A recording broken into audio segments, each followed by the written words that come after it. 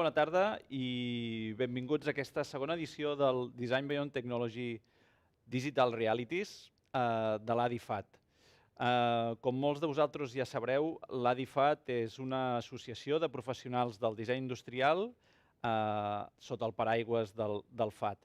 I el Design Beyond Technology pretén ser un congrés professional de disseny industrial referent en el sector. De fet, el Design Beyond Technology va néixer a raó dels Premis Delta d'una edició passada, on ens en vam donar compte que el nivell d'integració de la tecnologia en els productes presentats no era la mateixa imatge que teníem de l'exterior. En realitat, a l'exterior, com sabem, hi havia aquestes grans corporacions que estan pressionant a totes les empreses a introduir tecnologia als seus productes i pensàvem que no estàvem en el nivell adequat. Per aquest motiu vam decidir crear aquestes jornades on ajuntem professionals, empresa o indústria, disseny i tecnologia, perquè creiem que el disseny té un gran potencial creatiu per poder visionar el futur i poder humanitzar aquesta tecnologia. De fet, creiem que el disseny és el vehicle perfecte per ajudar aquestes empreses o indústries a fer aquesta transició tecnològica, en el cas de no tenir la tecnologia integrada, i en el cas de tenir-la, ajudar-los a humanitzar molt més aquesta tecnologia. L'edició d'enguany, Digital Realities, de la qual no us n'explicaré res, us explicarà molt ràpidament la Rafaela d'aquí breus minuts, que la tinc aquí al meu costat. Bona tarda, Rafaela. Doncs us deia que Digital Realities em serveix per exemplificar perfectament el format d'aquesta jornada. De fet, venim d'una edició, la primera edició totalment física presencial, a aquesta edició d'avui, que és totalment digital i gratuïta. I això no us enganyarem, serem honestos, no és l'atzar, ens hi ha portat el Covid, però també, si som honestos, hem d'agrair que ens ha ajudat a fer altres coses que fins ara no havíem optat. Per exemple, tindrem la presència de ponents de primeríssim nivell de diferents parts del món que seran presents en aquestes jornades sense viatjar, i al mateix temps també gaudirem d'un públic de tot el món també que ens podrà estar escoltant. Per tant, si juntem el fet que tenim gent de per tot el món, tant ponents com públic, i aquesta gran quantitat de gent que s'ha inscrit, de fet, fa uns moments hem tancat les inscripcions i podríem dir que tenim quasi prop de 1.000 inscrits, que és molt. Podríem dir que sí que aquestes jornades, aquest congrés, es consoliden com un congrés professional de disseny industrial, internacional i important. Poca cosa més. Agrair als ponents per participar en aquestes jornades.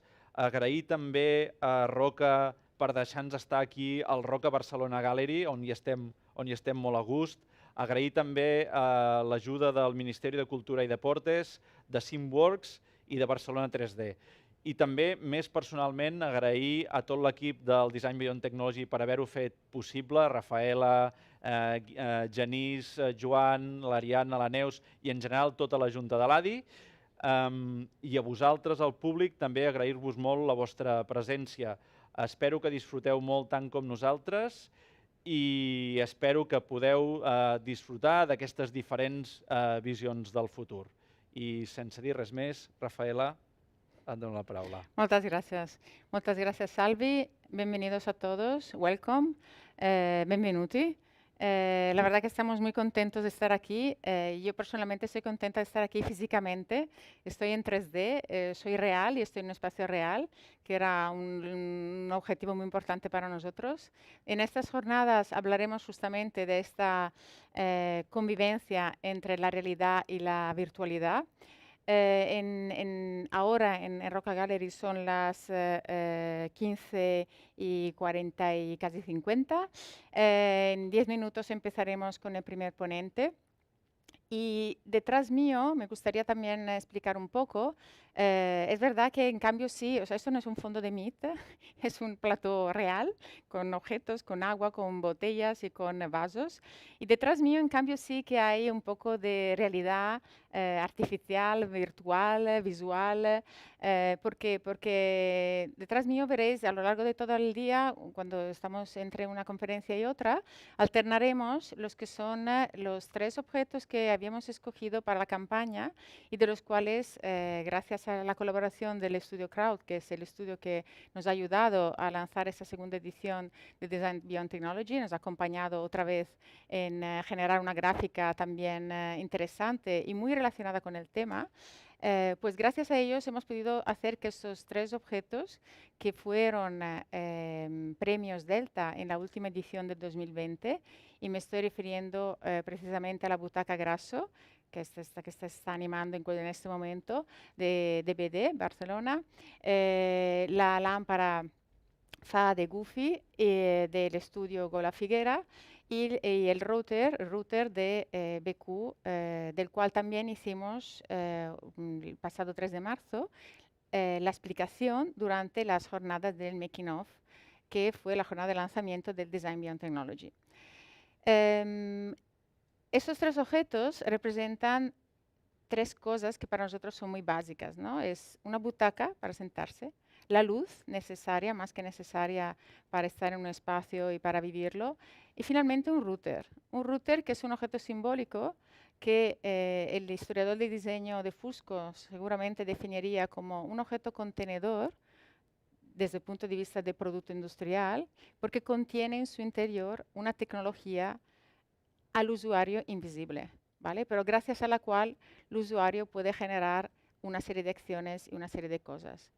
El mismo hecho de que hoy estemos conectados desde diferentes puntos del mundo y hablemos incluso diferentes idiomas, ya lo veréis, y que esto sea posible gracias a las conexiones, ¿no? A las conexiones digitales, es una prueba de también un fenómeno que se ha acelerado mucho durante la pandemia y durante esta era COVID que estamos viviendo todos. Y por ese motivo también desde ADI-FAD nos parecía muy, muy importante lanzar este tema para esta edición de Design Beyond Technology. Design Beyond Technology nace en 2019, en un momento en el cual, como ha explicado Salvi, se quiso lanzar este primer link entre diseño y tecnología para ADI más que necesario. Aquel año se lanzó, digamos, la idea de visiones de futuro.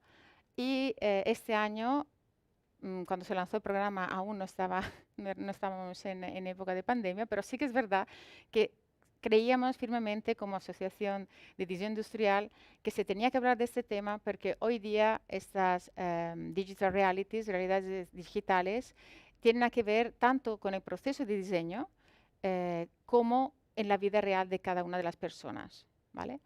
Cuando estamos hablando de realidades digitales, estamos hablando de muchas cosas. Estamos hablando de realidad virtual, realidad aumentada, visualización 3D, robótica, inteligencia artificial, digital fabrication. Son muchas cosas, muchas palabras, muy difíciles a veces de distinguir, ¿vale? Bueno, y por este motivo también hemos querido que para nuestros socios, las empresas que también nos dan soporte siempre, para el mundo del diseño industrial en general, para incluir los estudiantes, pero también para los profesionales, creemos muy importante abrir una brecha en ese sentido y generar reflexión. El día de hoy es más que un congreso y es más que un meeting. Para nosotros es un momento de reflexión, un momento de inspiración, un momento para plantearse muchas preguntas, para compartir con vosotros estas preguntas. No queremos dar respuestas, no es esta la intención, nunca lo ha sido, tampoco lo hicimos hace 2 años.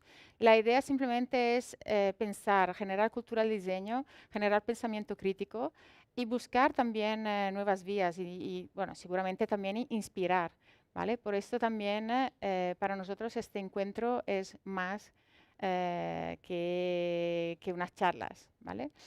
Esto es lo que haremos y por ese motivo también nos invitamos a todos a usar el canal de YouTube para poder plantear preguntas. Sabemos que a lo largo del día Se irán conectando más de centenares de personas, porque son los que se han apuntado al evento. Por favor, ayudarnos a enriquecer todas estas reflexiones, todas estas experiencias que escucharemos a partir de diferentes invitados, con vuestro pensamiento también, o con vuestras preguntas, o con vuestras respuestas también dentro del propio chat. Por lo tanto, os invitamos ampliamente a participar de manera muy activa. También recordar que tenéis la opción, tenéis la opción de escuchar la traducción simultánea. Lo digo porque durante las charlas de hoy, yo, por ejemplo, me comunicaré casi siempre en castellano. Algunos de los ponentes usarán el inglés, otros ponentes usarán el propio castellano. Por lo tanto, quien quiera puede hacer la traducción al inglés. Entonces aprovechar también de esta torre de Babel que construiremos hoy. ¿Qué más? Añadir que las jornadas de Design Beyond Technology Digital Realities empezaron el 3 de marzo con el making of.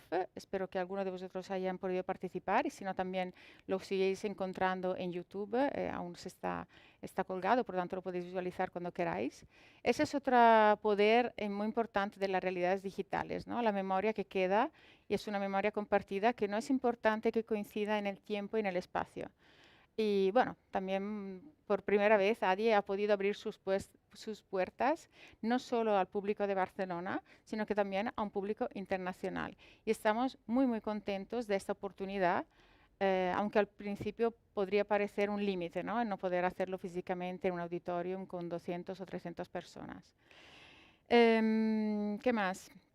Digital Realities, para nosotros la misión es que el diseño industrial finalmente ha superado la condición de ser algo que resuelve desde el punto de vista funcional y estético los objetos, ¿vale? Para nosotros el diseño industrial realmente es parte activa de esta revolución de la tecnología. Y sin ello, la tecnología no podría llegar a las personas, no podría interactuar con las personas. Esto es lo que veremos hoy a raíz también de la participación de los diferentes ponentes. Os explico un poco en general cuál ha sido la intención, con qué intención hemos invitado unos u otros, ¿vale? Porque la idea ha sido no solo hacer una invitación a los que son los grandes nombres del diseño industrial, como puede ser Fuseproject o Space 10 o Nagami, sino que también invitar a una reflexión. De hecho, el opening de las charlas de hoy será con Fredo de Smet, que justamente introduce una reflexión de carácter filosófico y cultural y social. Entre las preguntas que nos planteamos, ¿no?, es, por ejemplo, los aparatos tecnológicos que están reduciéndose de tamaño y simplificando el modo de funcionamiento cada vez más. En algunos casos apenas necesitan una fisicidad de las cosas. ¿Puede ser que esto llegue a ser totalmente intangible? Bueno, eso es una de las grandes preguntas que analizaremos hoy y que esperamos también poder compartir con vosotros. Grandes hitos hay muchos, no se pueden listar en una sola jornada. Entonces, en ese sentido también creo que algunos de los casos de proyectos que veréis durante el día de hoy y de mañana los conocéis quizá, pero para nosotros lo más importante son las personas, los invitados especiales. Y en estos invitados especiales hemos querido abarcar un poco todas las disciplinas, no solo el diseño industrial. ¿Por qué? Porque desde ADI siempre lo hemos defendido, el diseño es algo global, los objetos no tienen ningún sentido si no pertenecen a un espacio y si no son usados por las personas. Por lo tanto, la idea de invitar, incluido algún representante del mundo de la comunicación o del mundo de la arquitectura, aparte de lo que son exponentes del mundo industrial, pues nos parecía un ingrediente muy, muy importante para las jornadas de hoy. Bueno, para no entretenerme más, ya son las 4, voy a introducir el primer ponente, que será Fredo de Smet, que se conectará desde Ghent. La ponencia es A Cultural Revolution. Os proponemos esta primera ponencia a modo de reflexión filosófica. De hecho, el mundo digital se caracteriza por una nueva estructura y eso comporta también una nueva cultura. Por este motivo, hemos invitado a Fredo para poner el dedo en la conjuntura entre cultura, tecnología, sociedad, economía y conocimiento.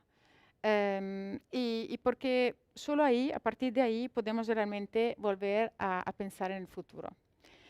Una pequeña introducción. Fredo de Smet, con un máster en Ciencias del Arte e Historia, se graduó con un ensayo filosófico que cuestionaba el valor justamente de la realidad a partir del estudio comparativo entre arte, cine, filosofía y cultura popular. Después de trabajar como productor musical y curador durante más de una década, Fredo se ha dedicado a los medios digitales y a la tecnología.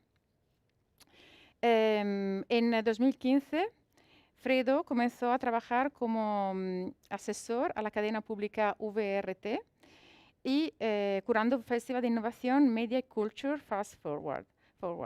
Actualmente, Fredo también trabaja como curator y consultor independiente y fue co-comisario de una exposición muy importante y muy inspiradora para nosotros, que fue Hello, Robot, en el Vitra Design Museum.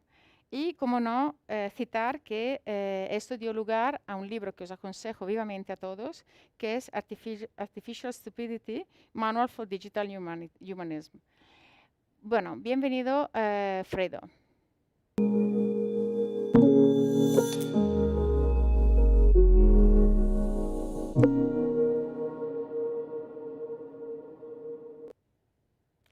Hello, Fredo. How are you? Hi, I'm good. Can you hear me well? Yes, we can listen to you. Welcome to Design Beyond Technology. We are very happy to share with you this afternoon. And we are very happy because you are the first special guest. And for us, it's very important to introduce this day, special day, with your contribution and with your ideas. And I hope then for the public could be very an inspiration to think in the future from your vision.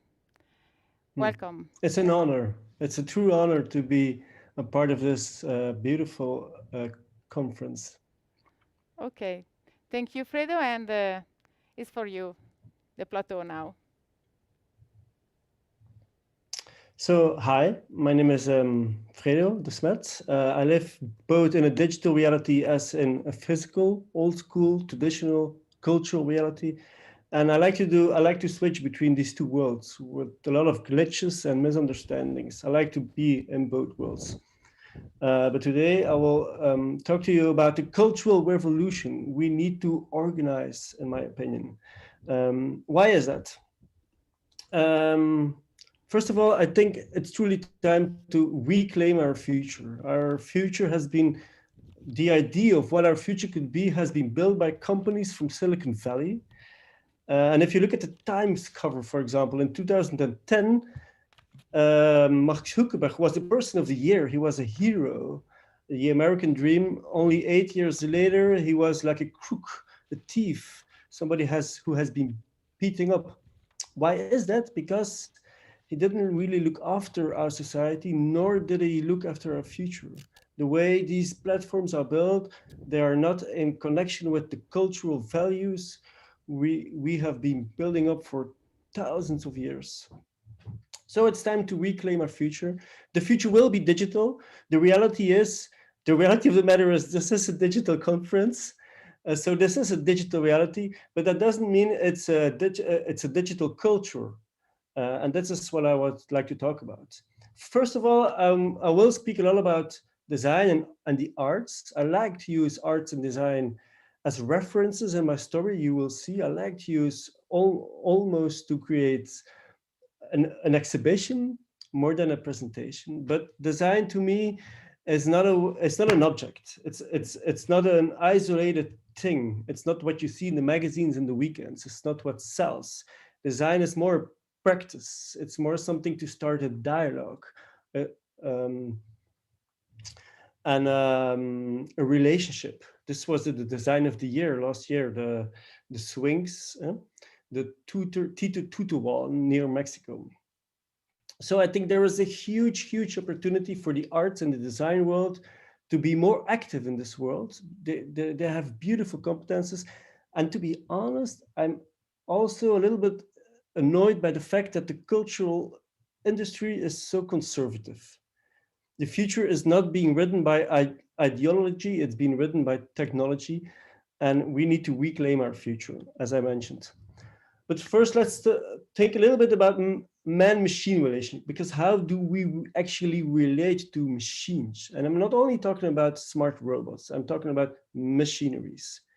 The man-machine relationship has never been more present in 2020 and 2029. We are locked down behind or in our screens. It's necessary to use these machines only to survive, not only to order food, but also on a social level.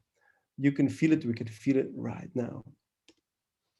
But I like to think of it as more as a philosopher. Here I was traveling to a presentation in Porto, in Portugal. And the first thing I saw entering the station, getting out of the train and entering the train station was the clock in the middle of the station. Here I was at the other side of the station, again, center stage of this beautiful scenery, a clock. Here another presentation in Paris North. I was using the Thalys, the highway train. There is still an image of the clock, but the clock isn't there anymore.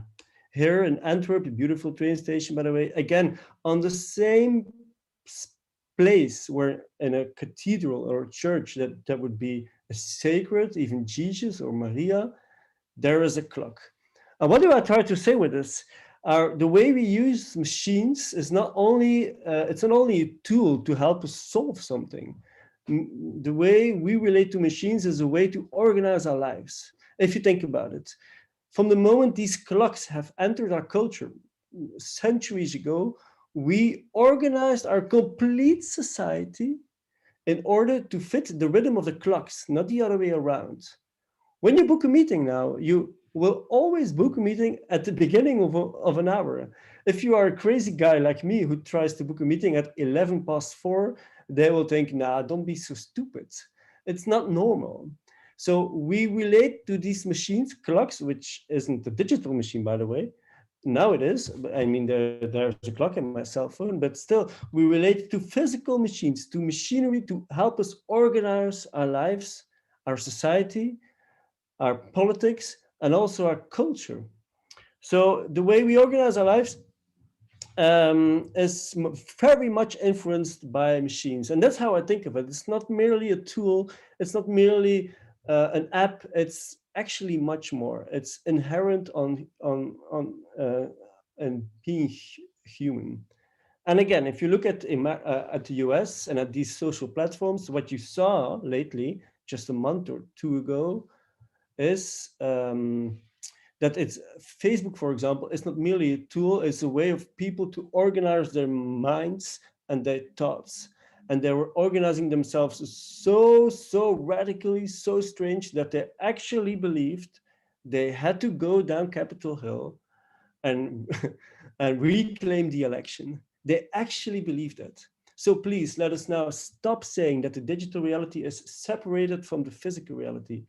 We have been there. That's an old idea. We have to get behind this old idea that these two things are separated, especially since Capitol Hill. This is a digital reality, even if there are no screens. There are old school flags. We are living in a digital reality, and we need to be very aware of man-machine relationship. It's not always good news. We need to be very aware of what we value, when do we want to, how do we want to organize, when do we want to use a machine. If I see this robot, I would have loved to have a robot when my children were not sleeping when they were a baby, but this is a bad idea. I mean, you feel it, it's not valuable, it's not what you want to do as an early parent. So man-machine relationship, think on a broader, think differently about it. A second thing is something we need to talk about is the culture of technology. I'm talking about a cultural revolution. We also need to be more aware of the culture of technology. And let's close your eyes for just a couple of seconds. I have a look at the future. How does the future look like? What do you see? I don't think you will see flying cars. Yes, close your eyes. What color do you see? If we think about the culture of technology, if we think about the future, I guess it's more green or or blue. I guess it's quite dark. There is a typical cultural reality, a typical imagery that comes with movies that speak about the future that is quite grim. It is green. This is the digital rain from Matrix. This is a random picture I Googled from Googling future. By the way, if you want to get really annoyed, go to Google Images and go and Google future. It's really, really terrible. The way we see the future, so much dependent by these digital technologies, it's not good enough. It's ugly. It's not optimistic. It's not humanistic. The culture of technology is different than the culture we actually live in. And that is weird because I was saying that we are actually living in a digital technology. So there's a big confrontation going on. And I'm going to give you 3 mega trends that are really important in the digital world. And you need to be aware of them. One is we are living in a world of abundance. There's just too much. There's too much data, too much information, and there's a war on attention. We know these sceneries, we have been there looking at our screens instead of looking at each other. This is a picture of a photographer, Eric Pickersgill, Removed, a beautiful series he has done. Very recognizable if you have kids. And so the digital reality is a world of abundant of possibilities, too much friends, too much possibilities to travel to, and too little time. As if we're living in a garden of delights like all the time, but like a digital garden of delights. Again, this is a digital artwork from Carla Ganis, the garden of emoji delights. And that is a digital reality, a world of abundance. Nobody is waiting for your design. Nobody is waiting for your photography, for your photo. Nobody is waiting. It's all there. There's so much beautiful things out there. It's a world of abundance. That's a hard thing. There's no escape. A second thing, it's also a world beyond borders. These digital realities, these digital platforms, they don't really mind about traditional borders. They go straight beyond it. And that's like a new kind of Cold War, but we haven't named it that, but it's a harsh world. And we are running away from it. It's called holidays. We go on holiday and we let our home lying in the hotel or in the bungalow, whatever we've rented. To disconnect, we're looking for data-free zones because the digital world is everywhere. It's in China and Europe and in the US at the same time, at different places at the same time. So we are looking for data-free zones. And if anything, Google is trying to do is to get everywhere and to have Google Maps and to have a picture on Google Maps of anything. I kind of like it, but at the same time, it's weird, isn't it? Because if there's one thing Google Maps does, it will tell you how to get from A to B, but it won't tell you how will this life evolve? Where are we going to as a society? So we know how to get to places, but we are losing orientation. And then a third mega trend is it's hyper-personal. You open your Netflix and it will say, "Hi, Mariana, what were you looking at? Do you want to proceed looking at your favorite movie?" And many of these digital platforms are hyper-personal. They speak to you. Because it is a world of abundance, because it's everywhere, they try to create a very personal relationship with you. And that's a strange thing because at some point you feel you are at the center of everything in the digital world. And it's easy, it's convenient, but it's also really conflicting. There's so much coming at us. So these are 3 mega trends. And there's a strange thing. You all, I think in Silicon Valley, they all almost see these things not as trends, but as values. These things are important. There is a high school for the attention industry. There's a university. It's not a value to organize ourselves. It's just a trend of digital technology. So we need to be aware of the culture of technology, not these values of technology are not our values. We need to redefine them in order to reclaim our future. You could ask why, Fredo, do we need to reclaim our future? Well, because I don't think humans are at the center of the system anymore. So let us try to create a situation, let us design situations, interactions, buildings that are more humanistic. You know what this picture of Westworld from HBO is referring to? Obviously, it's referring to the picture of Michelangelo, of Da Vinci, sorry, which is almost like the icon of humanism, right? Man who is at the center of the system. And if we think about humanism, we also need to think, well, who is at the center of the system? Maybe it's not a man, maybe it's a woman. Maybe it's more than one genre of people. Maybe it's not a white man. I mean, we as white men have too much control.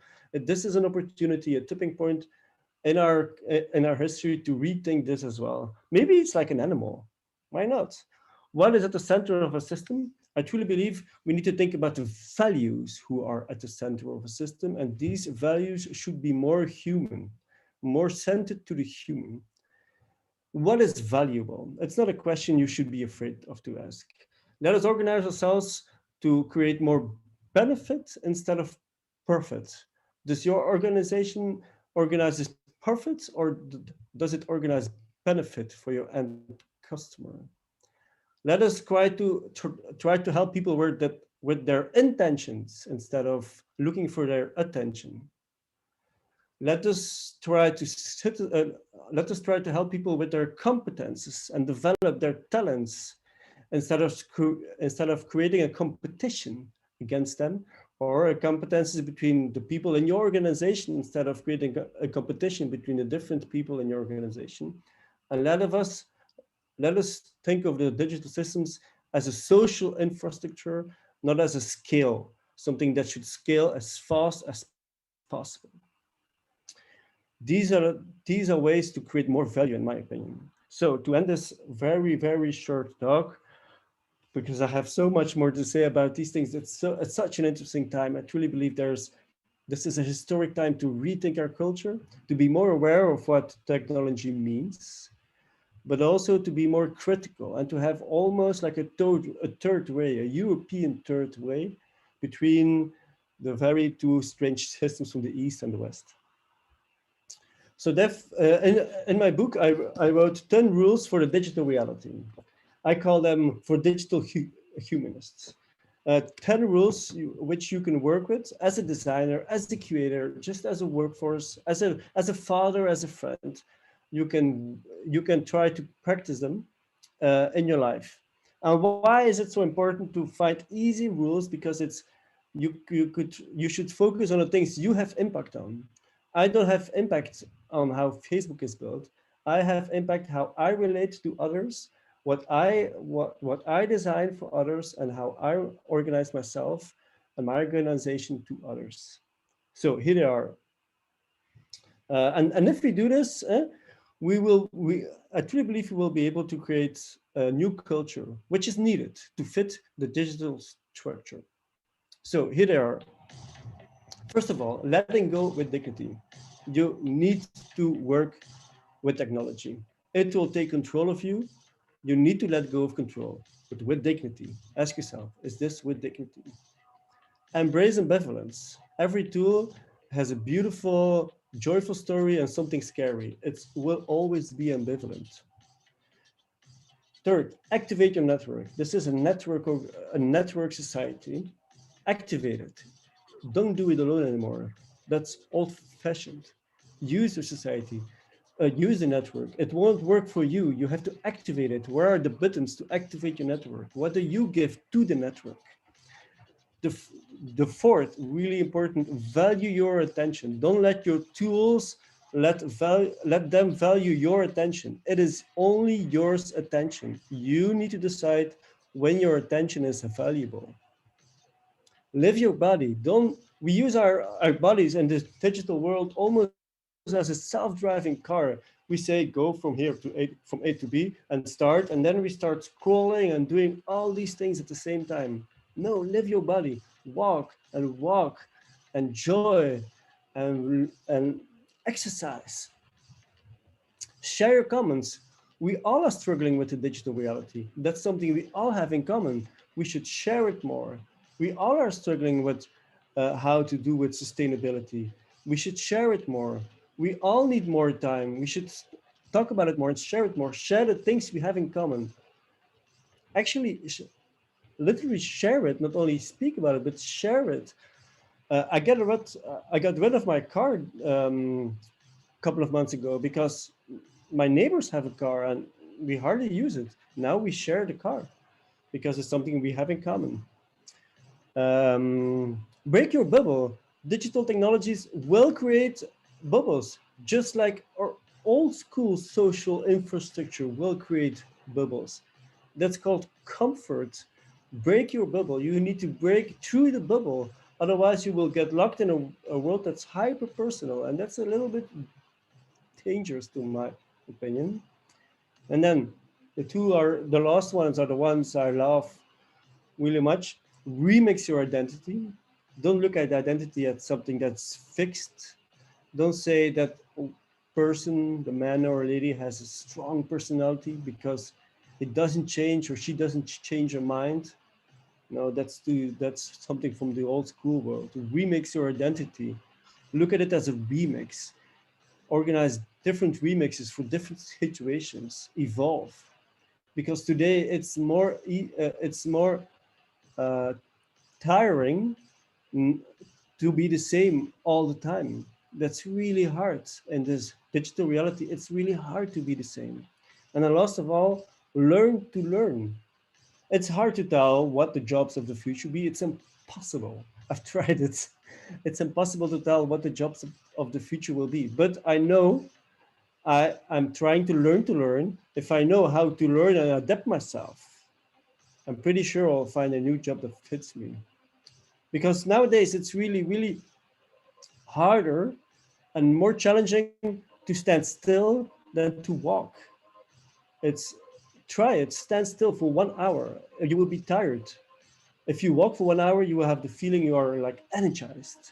That's the same thing with digital technology. Learn to learn. Maybe you need to learn about AI. Maybe you need to learn about Webflow or new tools.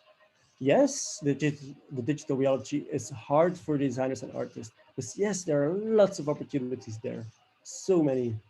And I think there's a specific role for the cultural industry to play, to translate to different complex issues, and to organize a cultural revolution. Thank you.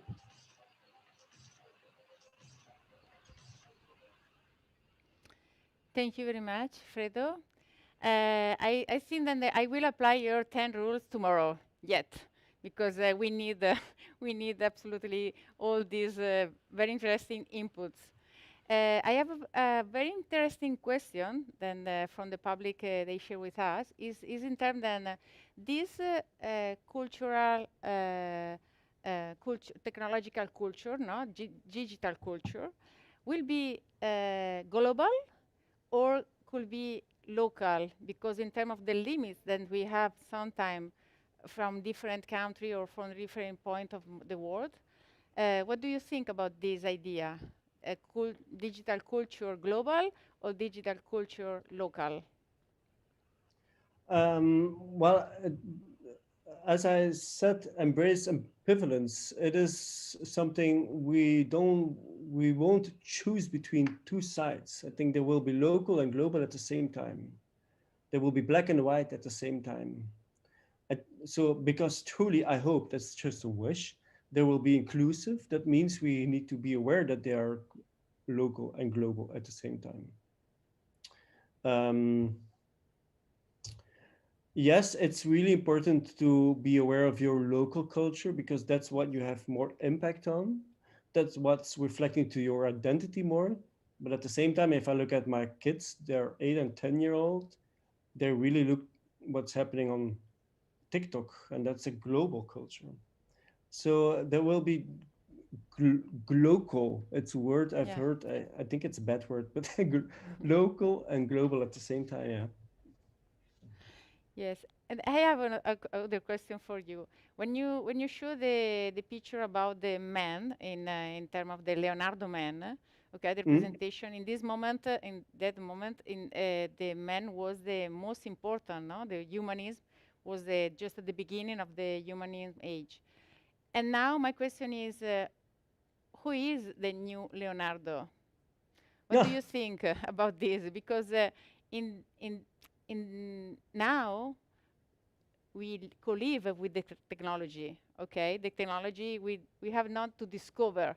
Okay, because the technology is here. It's and in this moment, Leonardo was the first thinking a new machine and in the future, imagining a new reality impossible in this moment, but possible now. And so who will be maybe the new Leonardo?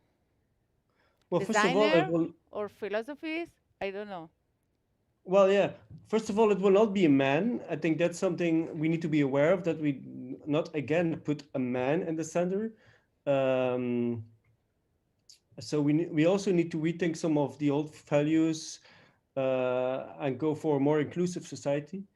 It will also not be Elon Musk or one of these idols, because they actually they just have an exit plan. They just want to get out of this planet. They don't want to really take care of this planet. They just want to go to Mars. So it's not an entrepreneur from the US, not to my sense. What I like, what I get really excited about is when the edge effect happens, you know, and when two ecosystems meet, for example, the forest and the seaside, at the edge of the two ecosystems, there's the most life happening. The most animals are living at the edge of two ecosystems. And I think the most interesting cultural assets are built in this edge effect. So when there is a multidisciplinary team working. So who is it? It's not a designer, nor an artist, nor an architect. It's a combination of all these things. Okay, thank you very much. Thank you, Fredo, because I think then in this moment we can think in the future, and now is just an opportunity. Take time and just to break, no, to think and to ask us maybe. And thank you very much. And now I will present, ahora cambiaré de idioma, voy a introducir al siguiente ponente. Después de esta primera introducción más teórica, filosófica, de pensamiento, que nos ha dado la oportunidad de tan solo de pensar, de mirar y de pensar, queremos introducir las jornadas también con un caso real, con la historia de un proyecto que nace con la voluntad de también plantearse cómo usar la tecnología. Entonces, como segundo ponente tenemos a Kris Dekker con Low Tech Magazine, con la ponencia Cómo construir una página web de baja tecnología. Tenemos la oportunidad de tener a Kris aquí con nosotros y en principio la idea es que cuando nació Low Tech Magazine en 2007, por Kris Dekker se cuestionaba, digamos, la creencia ciega en aquel momento en el progreso tecnológico. Y la idea fue, ¿por qué no repensar, en cambio, cómo la tecnología más básica, quizá, y no tan de high level, puede, en cambio, hacernos crecer y crear una sociedad más sostenible? Seguramente, durante la jornada de hoy, también veréis que la palabra ecología también aparecerá. Mañana específicamente además habrá una conferencia también sobre esta cuestión de cuál sería la nueva ecología que nos rodea, que no está ya tan asociada al concepto de green, sino que está asociado también con otros valores. Y bueno, simplemente ahora introducir la siguiente pregunta, ¿no? ¿La tecnología del futuro no será la más puntera, sino que la más sostenible, o qué pasará? Por este motivo, Kris, que comenzó su carrera como periodista en ciencias y tecnología en Belgio, en 2007, cuando luego se trasladó a España, fundó la revista Low Tech Magazine y desde 2016 también trabaja como investigador y participa en proyectos artísticos, como por ejemplo Human Power Plant, que se plantea e investiga la posibilidad de producción de energía humana y de cómo podemos reaprovecharla. O, por ejemplo, su último proyecto, que es el Solar Powered Website, que revela la infraestructura detrás del mundo en línea. en línea virtual, obviamente. Tenemos aquí con nosotros a Kris. Bienvenido, Kris.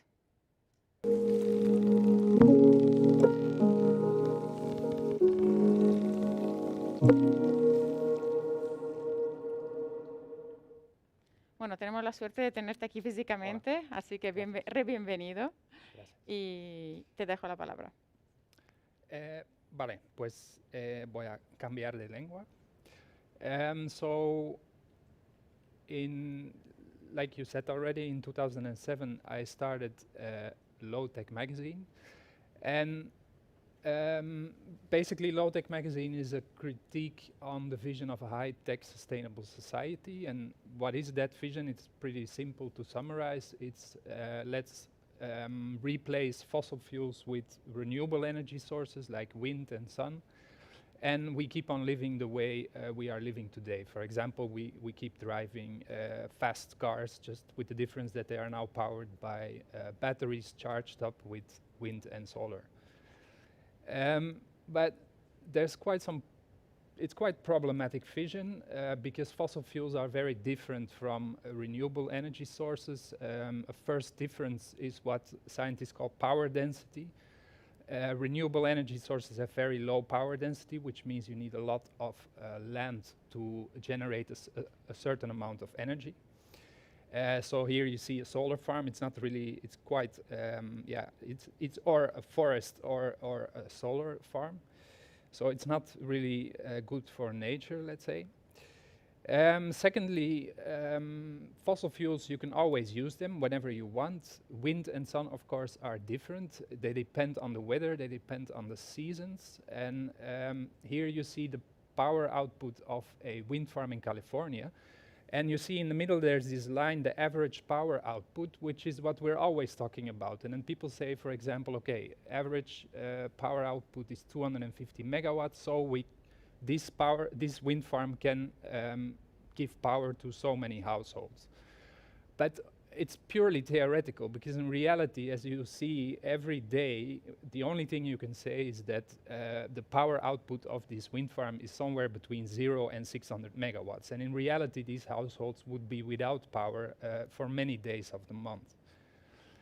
And a third problem is that solar panels, wind turbines are often presented as an alternative to fossil fuels, but they're actually not an alternative. They are a much more efficient way to use fossil fuels, because you need fossil fuel energy to build the solar panels, the wind turbines, the batteries, if you want to have energy always available, and also the materials. So, for example, in the case of a wind turbine, 3 megawatt wind turbine contains 50 tons of plastic, and none of that can be recycled. So it's not, yes, we need to go to renewable energy, we have no other choice, but we also need to talk about, say, energy demand. And if we stick with the example of the car, well, you have to think about much slower cars, much lighter cars, less comfortable cars. And then you can actually, adapt your technology to an energy source that is much less abundant, that is not always available, and so on.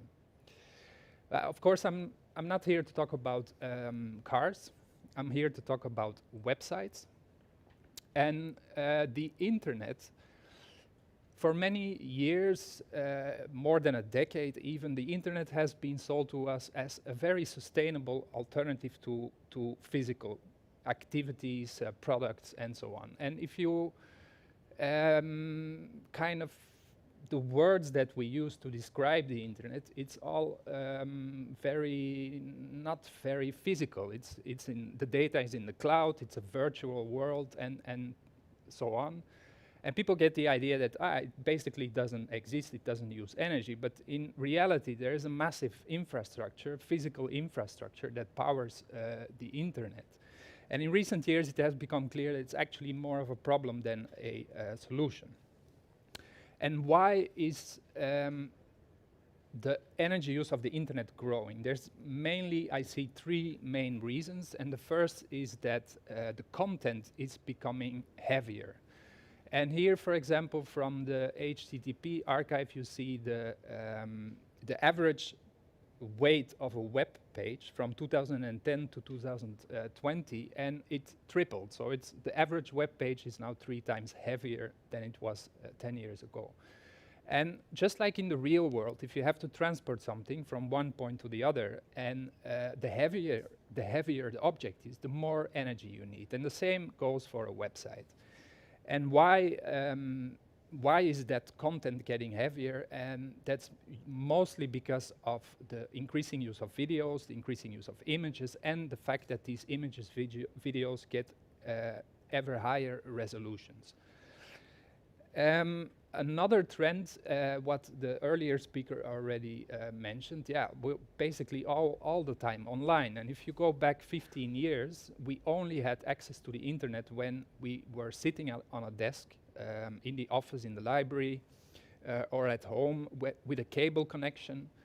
And now it's, of course, we have wireless internet, we have wireless computers, and we're basically online from the moment we wake up until we go to sleep.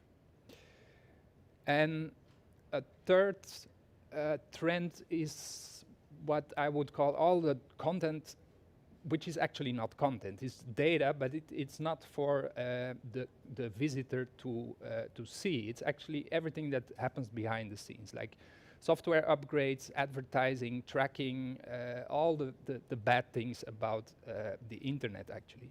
So Joanna Moll, also here in Barcelona, did a nice work on that, calculating the energy use of the tracking that is going on when you buy a book on Amazon. So these trends are kind of getting known, and it's a very predictable solution that is often proposed. It's like, just throw more renewable energy at the problem and we will solve it. So for example, this is Greenpeace. Every 1, 2, or 3 years, they bring out a report, Clicking Clean, that ranks the major internet companies in terms of their use of renewable energy. And you would think like, well, that's great, but actually it's not. It has perverse effects. And for example, in the Netherlands, which has a very high concentration of data centers, there's a lot of controversy about the new data centers from Google, Facebook, Microsoft, because it turns out that they gobble up all the renewable energy use in the provinces that they are built. So the result is that Google, Facebook, Microsoft can say, hey, our data centers are now run by renewable energies, but the businesses and the households that are living in that same province, they're back to fossil fuels. So yes, we need to move to renewable energy, but we also need to address the trends that make the energy use grow the whole time. And so of course, as a blogger, I started in 2007. I was part of the problem. This is my old website, and often from the beginning, I got the comment like, Mr. Low-Tech, you're telling us to be critical of technology, but you're using the internet to do that. And of course, it's a good point, and I also like to practice what I preach. So in 2017, I got an offer from 2 then interns from RISD design school in the United States, Marie and Lauren. And they wanted to redesign the website. So I thought, okay, this is a good moment to kind of investigate, like, is it possible to build a sustainable website? Can you build what is a low-tech website? How is it even possible to make one? And I also got a friend on board, Roel, who is a network artist from the Netherlands. And so we started in 2017. We're still basically, it's an ongoing project. And, but since, so since late 2018, it got online. So here's the result. This is the new website, and it addresses all the issues that I mentioned right just before. So it is 100% powered by renewable energy, as Greenpeace wants it. But at the same time, it's also extremely lightweight. So compared to the old website, it's like at least 10 times lighter. And it only transfers content. So there's no advertisement, there's no trackers, there's no cooking. It's just content. And well, it's not always online. And wait, now I have to. Yeah, so important thing is that usually web designers are they are designing the front end of a web page, and they don't really care about what's happening behind the scenes, the back end of the website. But of course, what you do on the front end has consequences for the back end. What's the back end? It's the the server software and hardware, and of course the power infrastructure that it runs on. But if you build a heavier website, you also are going to need a more power infrastructure. And so we decided to completely power the website off the grid with its own energy storage and independent of any other infrastructure. And of course, then being in Barcelona or close to Barcelona, it's in El Masnou. Solar energy is the obvious choice. It's a very sunny region here. But at the same time, it immediately creates limits because, of course, my balcony is pretty small. And it also has other purposes. I didn't want to see the whole balcony disappear behind a solar panel. So we chose a 50-watt solar panel. And that, of course, well, that puts the sets the limits for which kind of server you can run on it. That's not going to be a powerful server. It's going to be a very lightweight one. So we chose a Olimex, which is similar to Raspberry Pi, but it is a bit more reliable, and importantly, it uses less energy. So the machine uses between 1 and 2.5 watts of power. And that's connected to the solar system. Of course, if you build a small, if you have a server like that, you cannot build the average website. So we had to think of how can you build a website that light that it can run on such a small system. And the interesting thing is that Low-Tech Magazine's motto has always been like, if you have a problem, you want a solution, then just look at the past and you will find the answer. And I was surprised to learn that the same holds true for kind of pretty recent technology as the internet. So our website is inspired by the first website ever made, and here you see it. It's from early 90s, late 80s. And well, the first difference between that website and the websites that most people build today is that was a static website, and today we build dynamic websites. And dynamic websites are actually, the weird thing is that they don't really exist. So whenever someone visits a web page, it is generated on demand. And why we do that? Because we want to show the most the most recent changes. We want to reflect a website to reflect all the changes. For example, someone likes a post, or someone comments, or things like that. And the problem with the dynamic page is that every time someone visits the page, the server needs to work. I mean, it's processing power, it's memory, so it's a lot of energy that is used for that. A static website, on the other hand, like the one you see here, it works the same as folders and files on your computer. You simply access a folder, you open the file, and it shows up. And that's basically what happens if you visit the website, which is basically in my living room. You open a file on the server and you see it. It's always there, it doesn't change, and it's much less resource efficient. A second thing, difference, so you see here the first website ever made, it didn't have any images. The internet started as a text medium, and we could have made it very easy for ourselves, getting rid of all the images and just show the text of Low-Tech Magazine, but of course that would have been lost because the visuals are actually a main part of the attraction of the website. So instead we chose to radically compress the images, and we do that with a technique called dithering. It was common in early video games because it kind of can show more colors than it actually has. And that was in the early video cards, that was a necessity. But importantly, we also use it as a design element. So we want, with our project, with the website, we want to reveal the infrastructure that is hidden by default, which is behind every website. And so we want to show the act of compression, but you can just as well compress your images without people even noticing, and they have colors and everything. So yeah, so we strip the images of the colors, and then it gets a supporting color from the browser, depending on the category where it belongs to. And then the next thing we did is actually we use as much as possible the browser as an active agent in the design process. So what web designers do is overriding the browser design capabilities. And if you just let it do its own thing, it also works.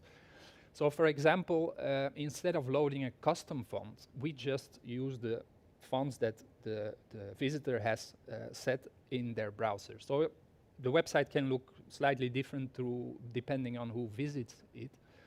You can also change the font. And we do a similar thing with the logo. So before, the logo was this kind of a figure with a weapon, with a spear. And yeah, I think Marie and Lauren did quite genius move there, simply replacing it with a hyphen and an arrow. So in most fonts, when you join these two together, it becomes an arrow. And it kind of refers to the fact that the website looks to the past for solutions, and it also refers back to the earlier image. Now, a static website has, of course, a couple of disadvantages. In our case, it was mainly the comments. So there's a lot of comments on articles, and yeah, it's not compatible with a static website. So comments have become letters to the editor. So people simply send a mail, and every morning I paste them simply in the text file of the article. And every afternoon, the website gets regenerated, and the changes appear every 24 hours. Now, all these design decisions, they really pay off. As you can see here, the page size, so the old website is still online, we can compare. And you see the same article, one of the latest ones, is there's a difference of 20 in how heavy the page is. So that's a lot of difference. And not just that, so our website is light, so it kind of reduces the energy used in the data center, in the network, and on the laptop of the one who accesses the website. But it does more than that. It also kind of, because our website is so lightweight, you can access it with very low, slow computers and very slow internet connections. And that actually means that it kind of goes against the trend. Now, the problem is that the content gets heavier all the time, which also means that we constantly need new laptops to be able to access those websites. Otherwise, everything becomes slow. So it's the fact that websites become heavier is a very important driver behind the technical obsolescence of computer hardware. And the same with internet connections. Now we are spending massive amounts of energy and money into 5G networks just to get a faster connection, but you could get exactly the same result if you build lightweight websites and run them on a 4G network. You would be just as fast as on a 5G network with these very heavy websites.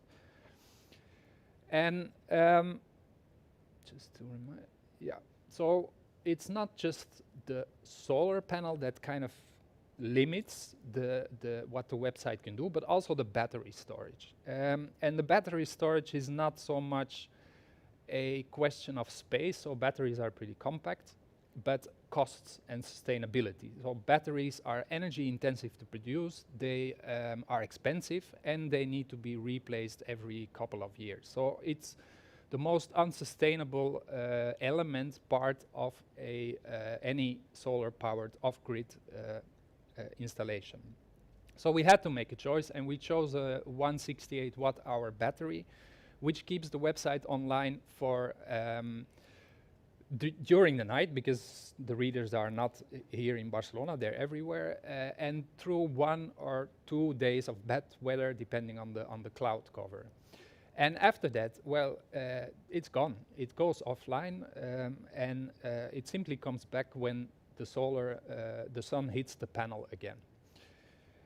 And we have now it's running for 2 years, so we have quite some data. This is the uptime data, and you see that in the summer, it's almost always online. So we were online 2020 for 6 months without interruption, and then in winter, it starts going down a lot. So it's what solar is. I mean, it's a natural resource.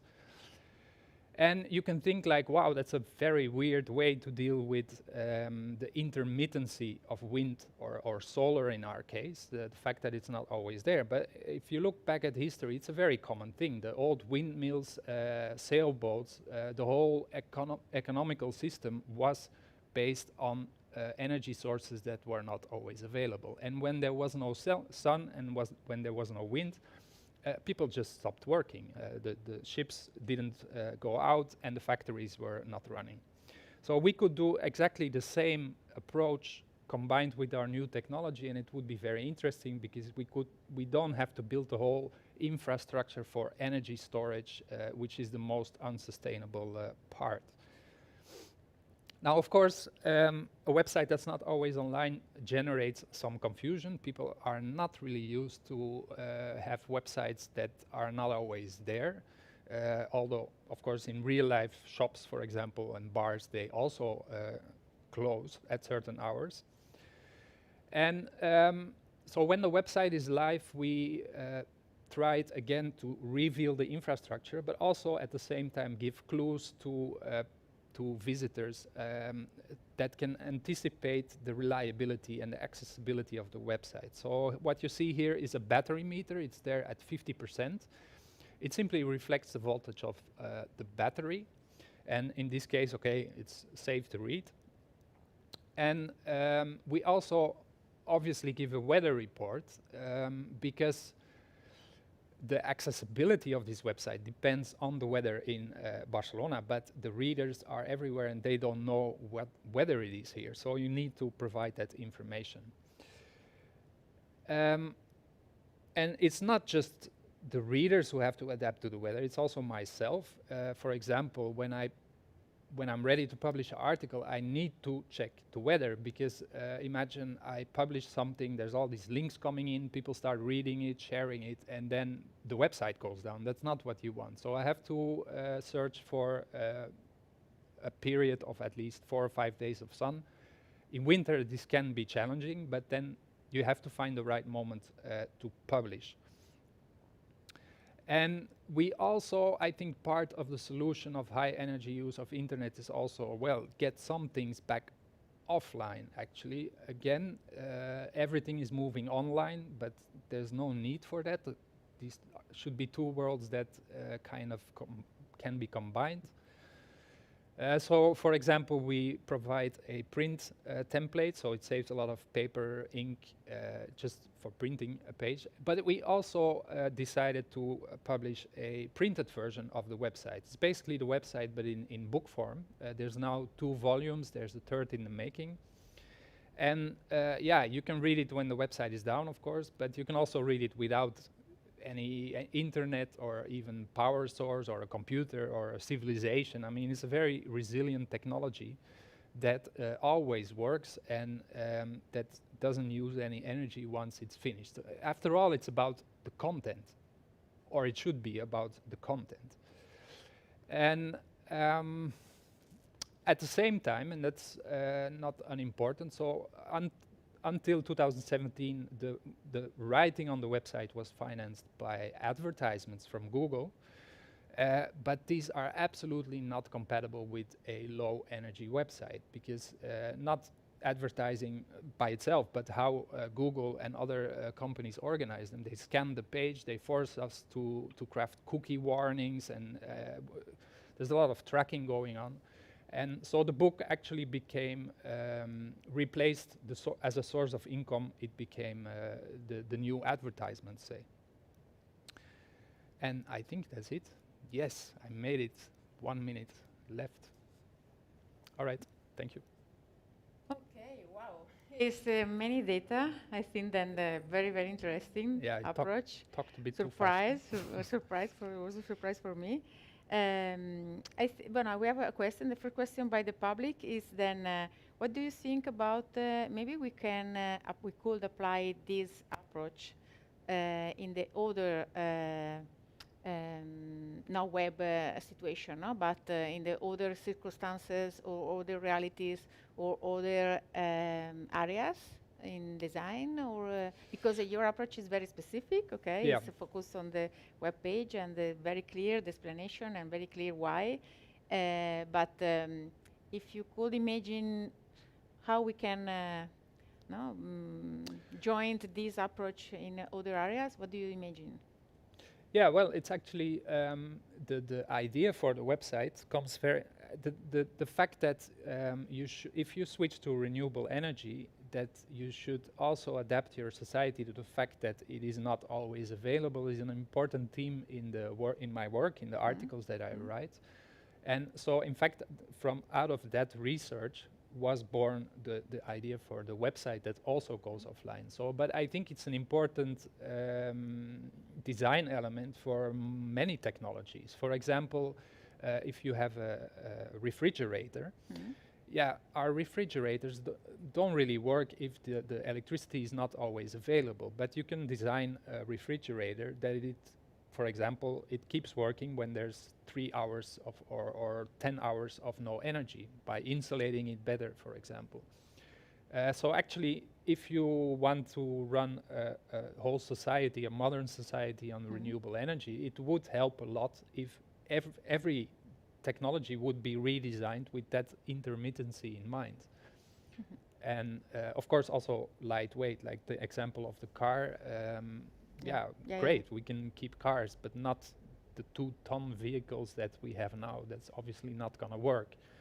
And unfortunately, that's what's happening. You see now all the car makers are coming out with extremely heavy big cars, and they're electric. And then like, okay, now you're pretending to solve the problem, but you're not solving it at all.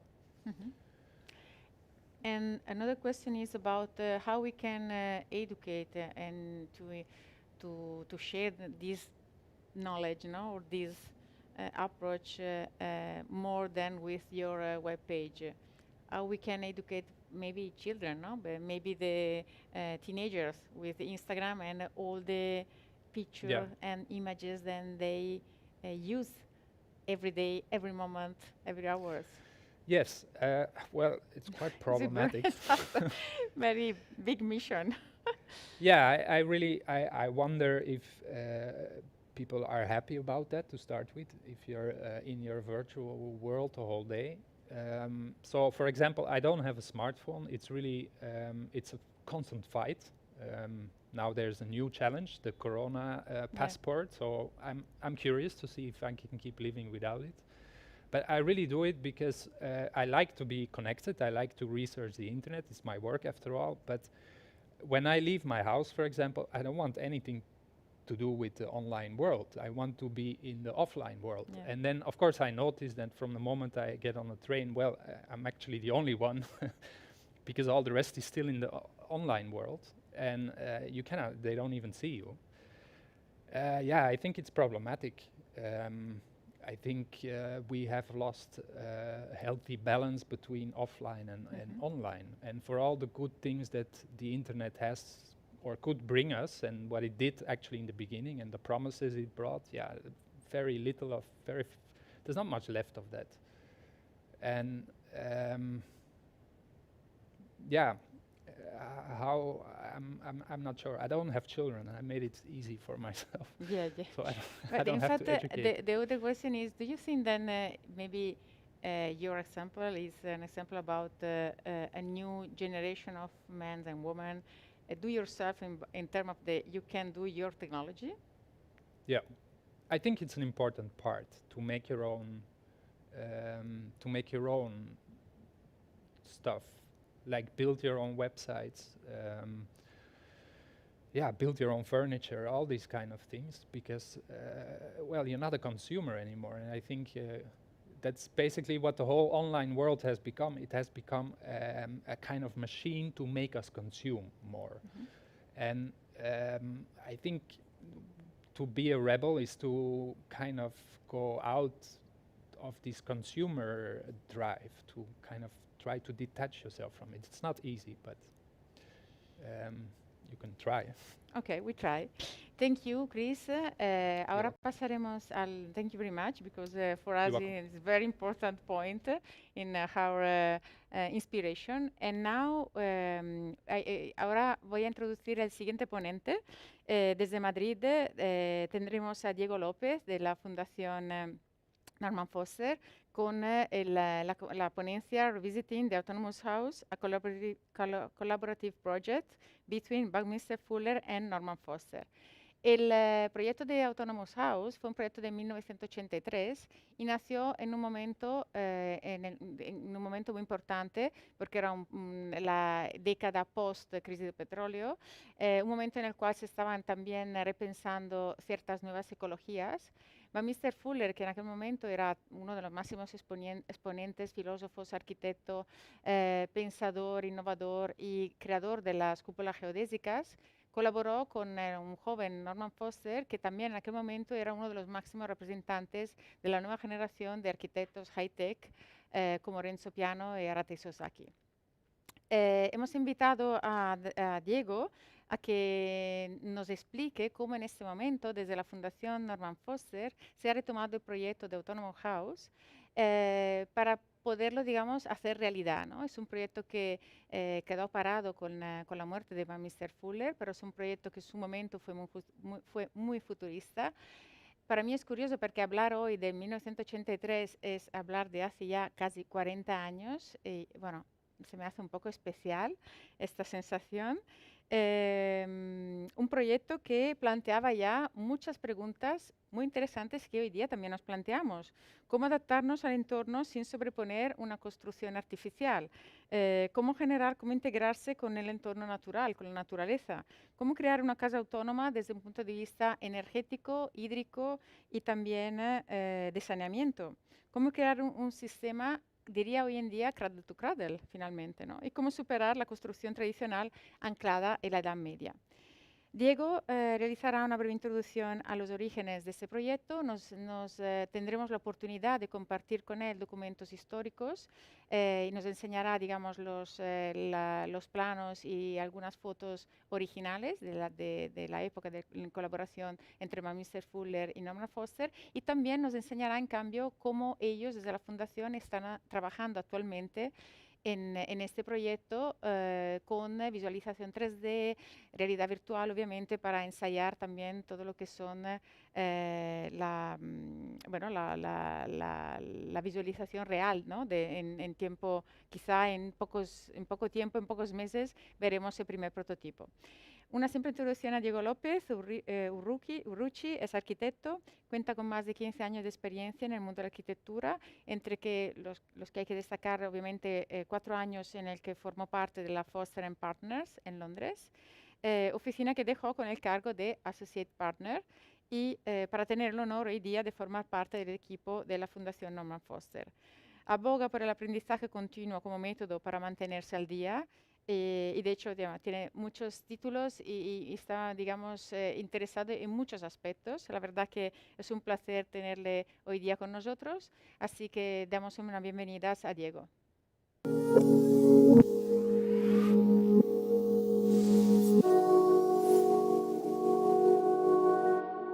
Y tener la oportunidad de poder, para mí es una... Sí. Hola, ¿qué tal? Buenas tardes. Ha habido un pequeño delay, no te preocupes. No, ningún problema. Buenas Decía tardes. simplemente que es un honor. Muchísimas gracias por la tan amable presentación.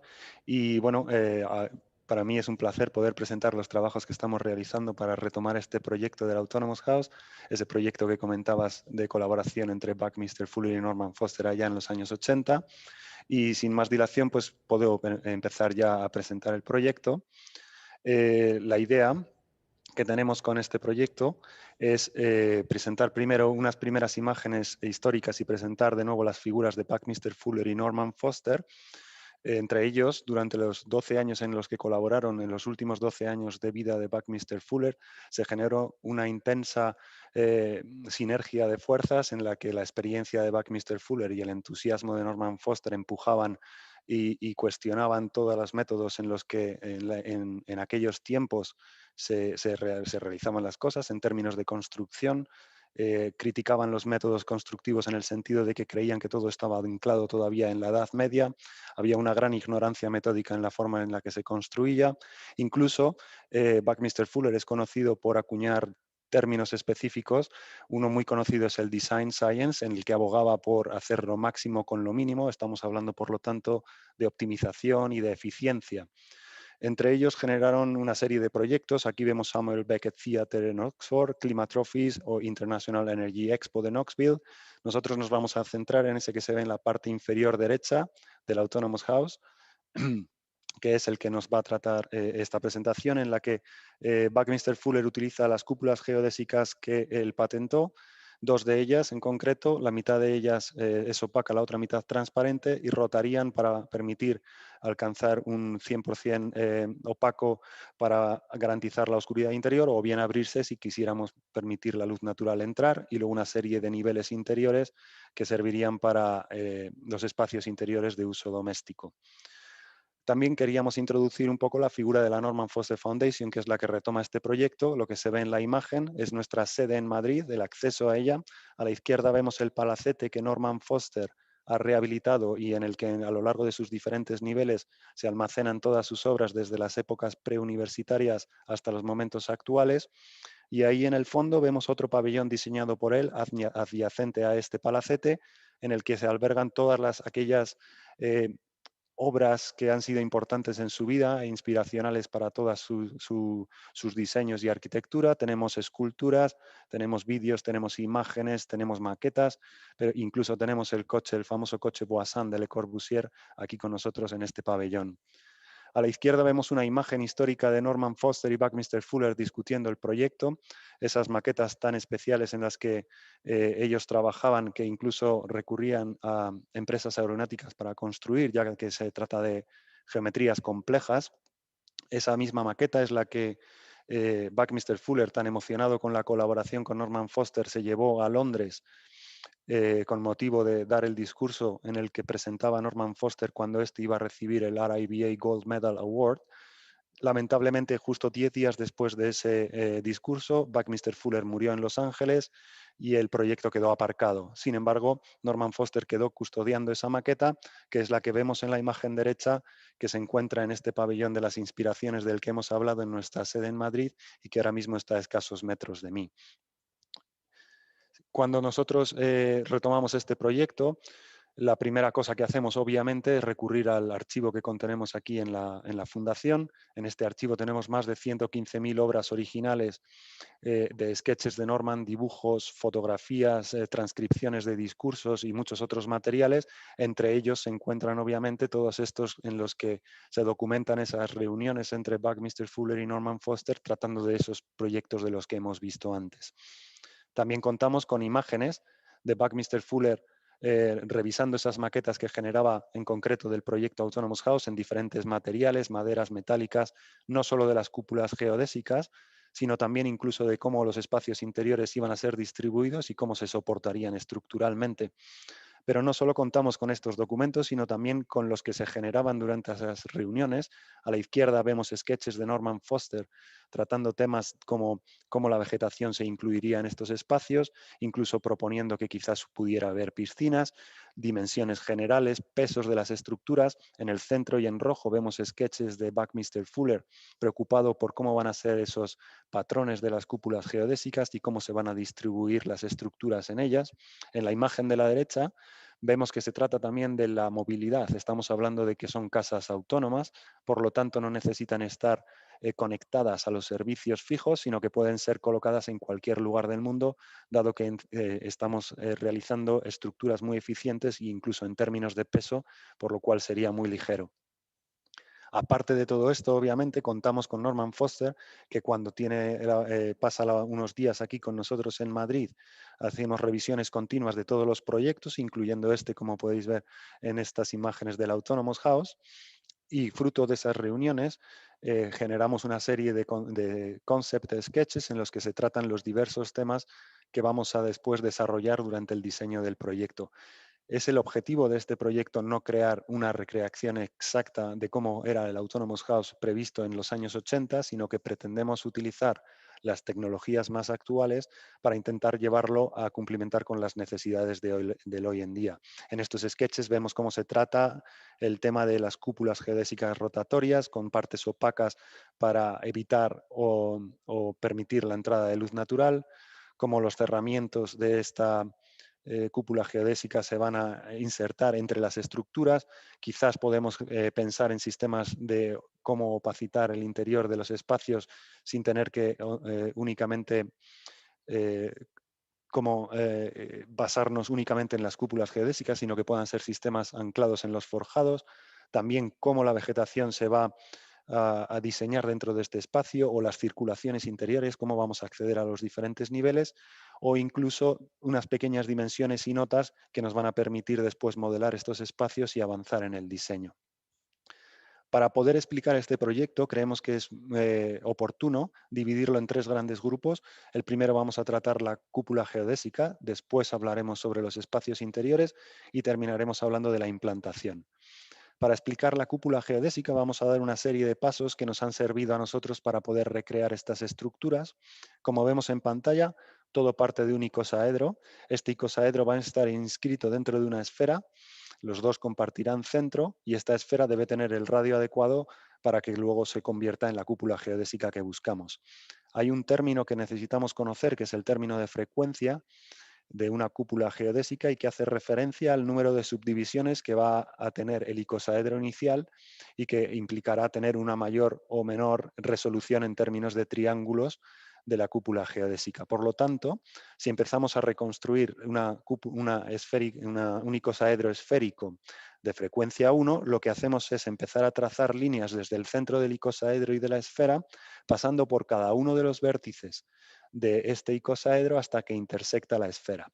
Esos puntos los retrazamos y habremos obtenido nuestro primer icosaedro esférico, o explotado, como lo llamaba Buckminster Fuller, de frecuencia 1. Si subdividimos ese icosaedro inicial en 2, lo habremos conseguido hacer un icosaedro esférico de frecuencia 2, y así sucesivamente, pasando por 3, por 4, por 5 y por 6, donde pararemos porque es la frecuencia que se usó para generar la cúpula geodésica del Autonomous House. Obviamente, el patrón es muy marcado, no es basado en triángulos como hemos visto pequeñitos, sino que tenían unos patrones muy identificativos basados en otros polígonos como los hexágonos, pentágonos y triángulos, que la combinación de ellos hacía esa imagen tan única de la cúpula geodésica del Autonomous House. Esto que vemos son sketches originales de Buckminster Fuller y Norman Foster discutiendo precisamente estos temas del patrón de la cúpula. Por lo tanto, si sobre la cara que teníamos antes empezamos a marcar los triángulos que vamos a retirar para obtener esos polígonos de la cúpula geodésica, obtendremos finalmente el patrón de nuestro icosaedro esférico con la trama que estábamos buscando original. Obviamente, todo este proceso lo hemos creado con una definición paramétrica que nos permite ajustar todas las dimensiones, no solo generales de lo que va a ser la cúpula geodésica, sino de los elementos estructurales que la componen. Hemos visto en las imágenes originales que no se trata de elementos extruidos de sección continua, sino que van cambiando en sección y se van maclando de una forma muy interesante.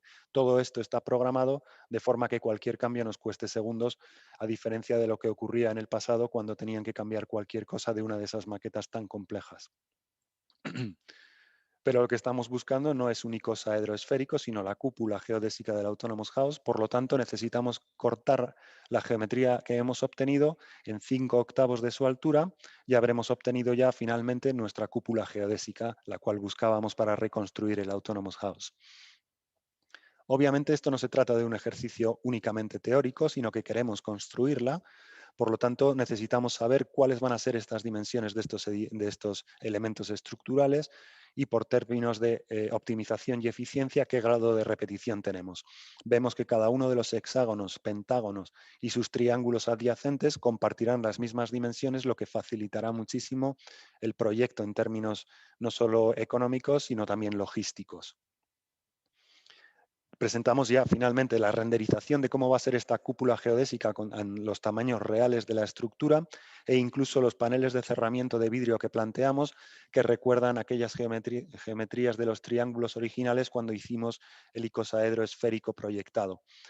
Si hacemos un close-up de esta imagen, vemos la parte superior de esta cúpula geodésica y cómo los paneles van a estar soportados, esos paneles de vidrio, con una estructura de cables secundarios que descansan de la cúpula geodésica principal. Vamos a pasar a hablar ahora del segundo gran bloque, que son los espacios interiores. Estos espacios interiores, obviamente, lo que primero que hacemos es recurrir a los dibujos originales para estudiar cómo estaban planteados. Vemos que tienen unas geometrías muy marcadas, van descendiendo en tamaño según se asciende en el espacio y van generando una procesión en cascada y están sujetos, también soportados por estas estructuras trianguladas que conectan uno con el otro. En los sketches se ve también cómo introducen el tema del landscape, la vegetación, cómo se mete dentro del edificio, e incluso se plantea que puedan introducirse los coches, automóviles o sistemas de movilidad dentro de la propia casa. Los primeros sketches de Norman Foster, cuando empezábamos a hacer este proyecto, sugerían replicar un poco estas estructuras originales con una serie de dimensiones, pero muy pronto nos dimos cuenta que este camino nos llevaba en una dirección como estas imágenes que vemos también de los años 80 de Buckminster Fuller y sus maquetas, en la que obviamente unas estructuras tremendamente interesantes, todas ellas trianguladas, pero quizás con demasiada presencia en el espacio, y nos preocupaba que competieran con la icónica imagen de la cúpula geodésica. Por lo tanto, discutiendo este tema con Norman Foster, surgió esta idea en la que quizás lo que podíamos hacer es generar un núcleo central más pequeño que pudiera no competir con la estructura principal, y de este núcleo podrían salir los forjados que darían soporte a los usos interiores del edificio. Nos pusimos a probar las opciones. Esto que vemos en pantalla es una de las primeras que tratábamos. Unas lamas verticales van creciendo en el espacio y se doblan, proporcionando soporte a las bandejas que darán espacio a los usos interiores, y en el interior de estas lamas habría una escalera helicoidal que daría acceso a estos niveles. Seguíamos pensando que esto quizás tendría demasiada presencia y competiría con el espacio. Por lo tanto, pensamos que quizás lo mejor que podíamos hacer era usar la cúpula geodésica que contábamos ya construida con ella, y usar esta cúpula y descolgar de ella una estructura secundaria como esta serie de cables, y aprovechar toda esta estructura para colgar una gran columna central que flotaría en el espacio, y de ella podríamos después sujetar todas estas bandejas de las que estamos hablando. Esto nos daría un espacio increíble, todo estaría flotando, nada llegaría a tocar el suelo salvo la escalera asomándose e invitando al visitante a subir a los niveles superiores. Luego, un entramado de cables conectaría toda esta estructura con los muros perimetrales, garantizando la estabilidad y evitando cualquier tipo de movimiento en la estructura.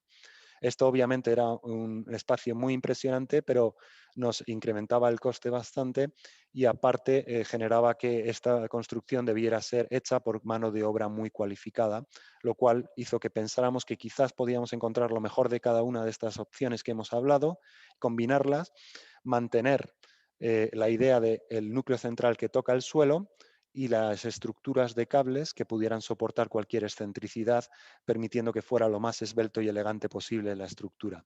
Lo que vemos en pantalla es el resultado de estas discusiones. La espina central se mantiene, pero vemos cómo se va reduciendo su sección hasta ser prácticamente mínima cuando toca el suelo. Después, una serie de cables que salen del último de los forjados conectan toda la estructura con el suelo, y de esta forma garantizamos la estabilidad general, pero manteniendo una esbeltez en la estructura y una elegancia. todos los temas, como hemos dicho antes con las primeras imágenes que veíamos, la mentalidad de Norman Foster y Buckminster Fuller era cuestionarlo todo. Lo mismo hacemos en la fundación. Todos los temas son tratados, todo es discutido y todo es diseñado. Aquí vemos sketches de Norman planteando cómo deben ser las barandillas de estas bandejas. Deben ser tubulares, deben ser transparentes, deben ser opacas. Esto nos hace probar opciones otra vez. ¿Qué pasaría si dejamos vista la estructura que soporta esas bandejas y las barandillas fueran transparentes? De nuevo entramos en la competencia entre estructuras, por lo tanto quizás es mejor que todo sea más unificado. La propia cubrición de esas estructuras bajo los forjados podría doblarse y convertirse en barandillas.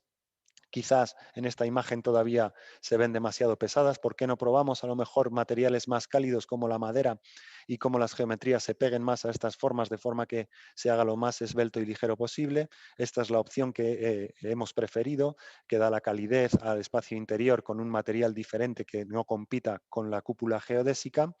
Y si vemos todas estas bandejas desde arriba, vemos que tienen una clara sección circular, que están dispuestas a 120 grados, que permite a la escalera helicoidal dar acceso a cada uno de estos espacios de una forma muy cómoda.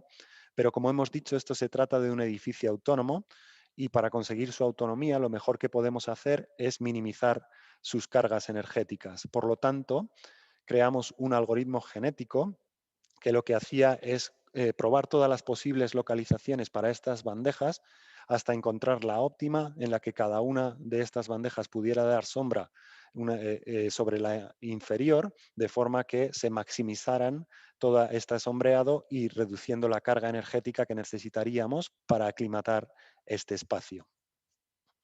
Aparte de este sistema pasivo, contamos con otros sistemas activos, como puedan ser un sistema de lamas en el exterior de esta cúpula geodésica que se pudiera mover rotando alrededor de ella, ya sea bloqueando el sol o evitando el sol, de forma que podamos capturar toda la luz desde el exterior y meterla dentro del edificio. Hemos contado que usamos parametrización, renderizaciones, algoritmos genéticos, pero eso no quiere decir que reneguemos de tecnologías analógicas como vemos en la pantalla. Seguimos pensando que las maquetas físicas son la mejor manera de transmitir los espacios que estamos diseñando. Por lo tanto, seguimos haciéndolas como vemos aquí con LaserCut, 3D prints, manuales y aparte de todos los sketches a mano de los que hemos hablado antes. Si pasamos al último bloque del que hemos hablado, que es la implantación, el sitio donde va a ser construida este Autonomous House es Château-Lacoste, al sur de Francia. Es un lugar idílico en el que lleno de viñedos y vegetación. Se encuentra todo este paisaje salpicado con obras de los mejores artistas y arquitectos del mundo. Tendremos cerca de este edificio del Autonomous House edificios de Tadawando, de Jean Nouvel, Frank Gehry, Jean Nouvel. Aparte de este proyecto, nosotros tenemos otro proyecto en Château-Lacoste que estamos terminando ahora, que es una plataforma de observación que se eleva sobre estos viñedos y dotada de las últimas tecnologías, monitorizará los viñedos que se encuentren debajo, optimizando su crecimiento y los procesos de generación del vino. Las ideas para el Autonomous House de Norman Foster era que emergiera de entre toda esta vegetación tan frondosa y que fuera como un descubrimiento. Como se ve en este sketch, no se plantea un acceso axial en el que ya sepas a dónde te diriges, sino que se plantea un camino que va rodeándolo de forma que el espacio central sea descubierto y no sea visto de primeras.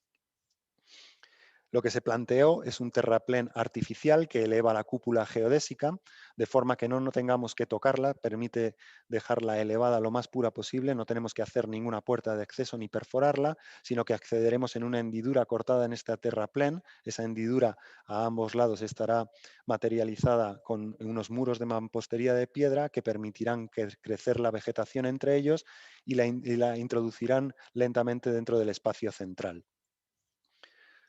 En este dibujo vemos la combinación de estos tres componentes de los que hemos hablado, una cúpula geodésica seccionada, los espacios de acomodación interior con esa columna central tan esbelta y ese terraplén artificial que aparte nos va a servir para meter en él todas las instalaciones necesarias, ya sean el almacenaje de agua, de baterías de energía y todo tipo de instalaciones, de forma que el espacio central va a ser lo más puro posible.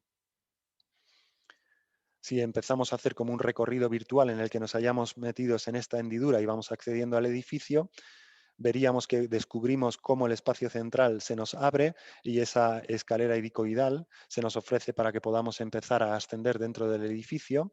Aquí estaríamos metidos en la planta más baja.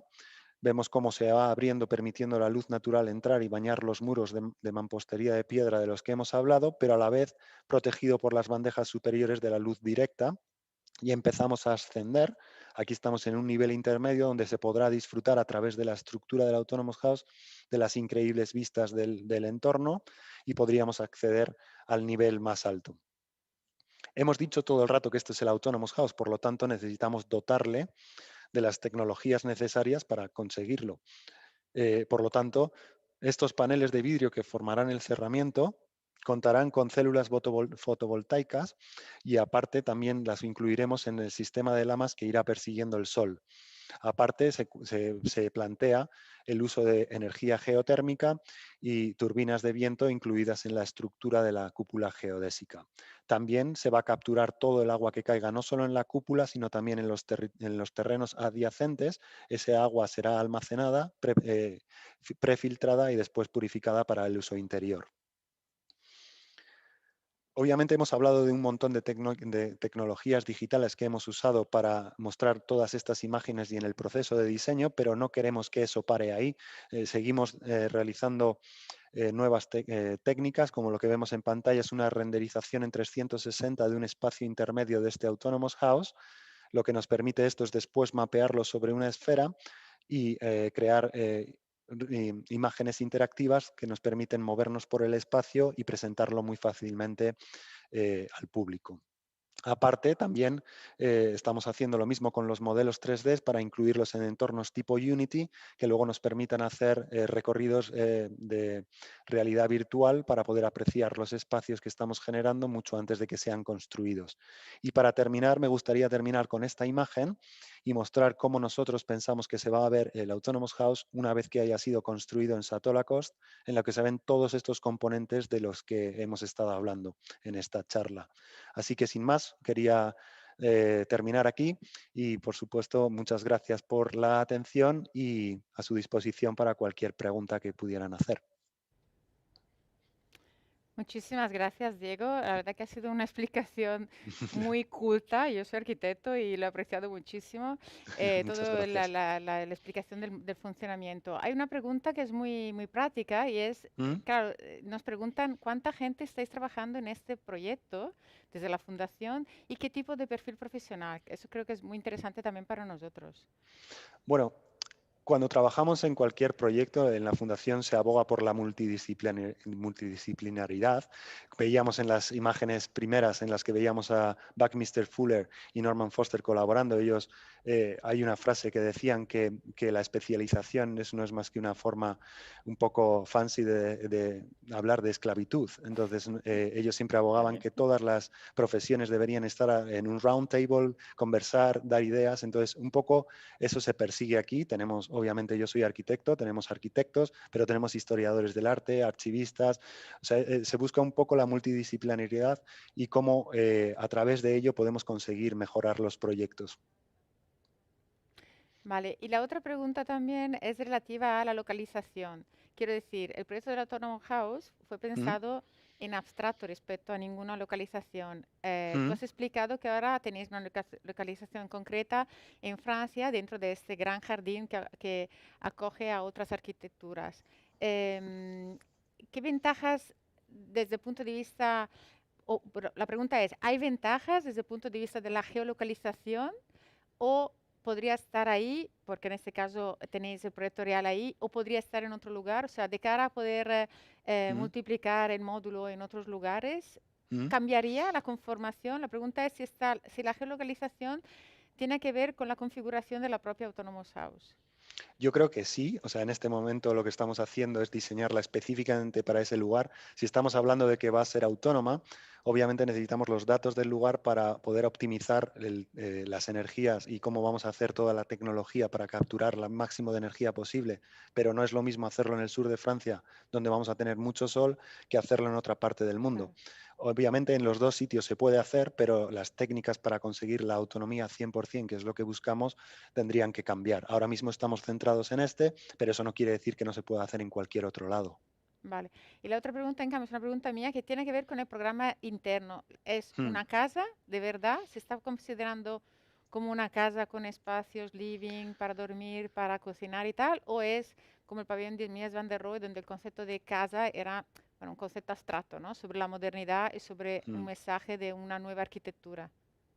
Podría ser una casa, pero en el entorno en el que está, lo que estamos pensando es que lo más interesante podría ser que utilicemos esto como un ejemplo de cómo se podría construir en un Autonomous House, pero dotarlo en el espacio como una especie de museo del Autonomous House, mostrar todas estas imágenes históricas de las que hemos estado viendo, Okay. mostrar cómo ha sido el proceso de construcción, explicar cómo se puede generar Autonomous House y que esto sirva como el ejemplo y el prototipo para intentar después replicarlo en otros lugares del mundo ya como casas.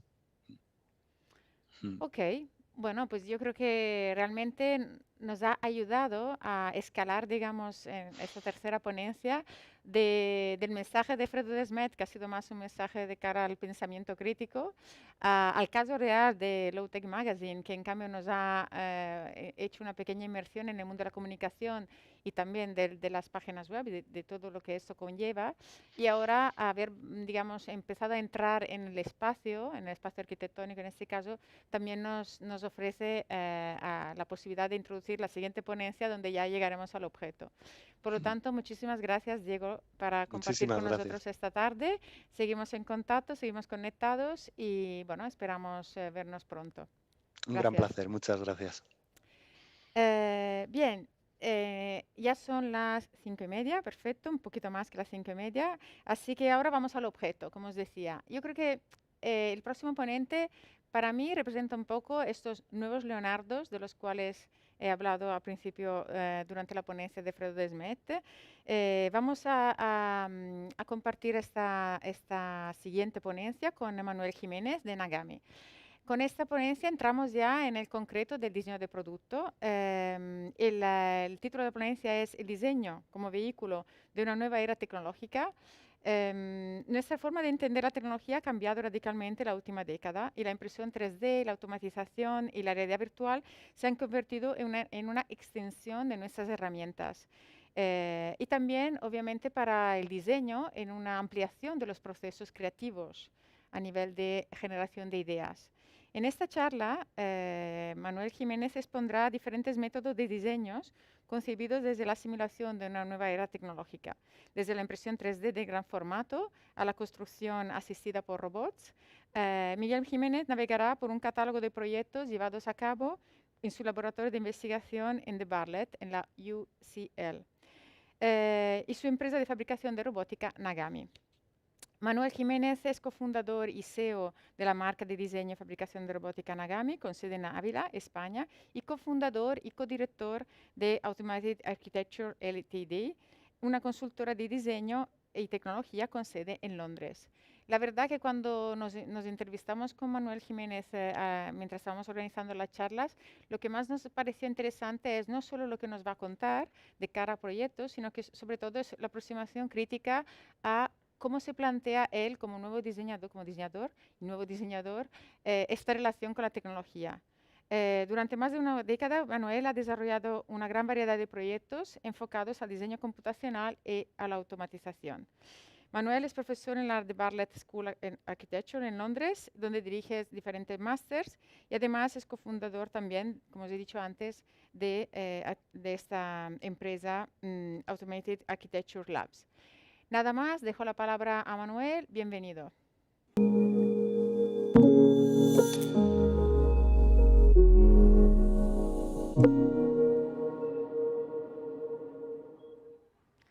Buenos días, ¿qué tal? Hola, buenas tardes. Muchas gracias a todos. Bueno, muy felices de tenerte aquí. Veo que hay solete por ahí.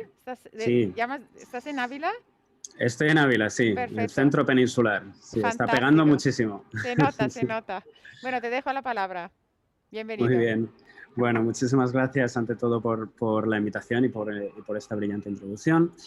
Y bueno, salto de inmediato a explicar primero un poco cuáles son estos diferentes, digamos, espacios en los que me manejo y cuál es un poco el enfoque común de toda la investigación que realizo en dichos sitios. Bueno, como se ha introducido anteriormente,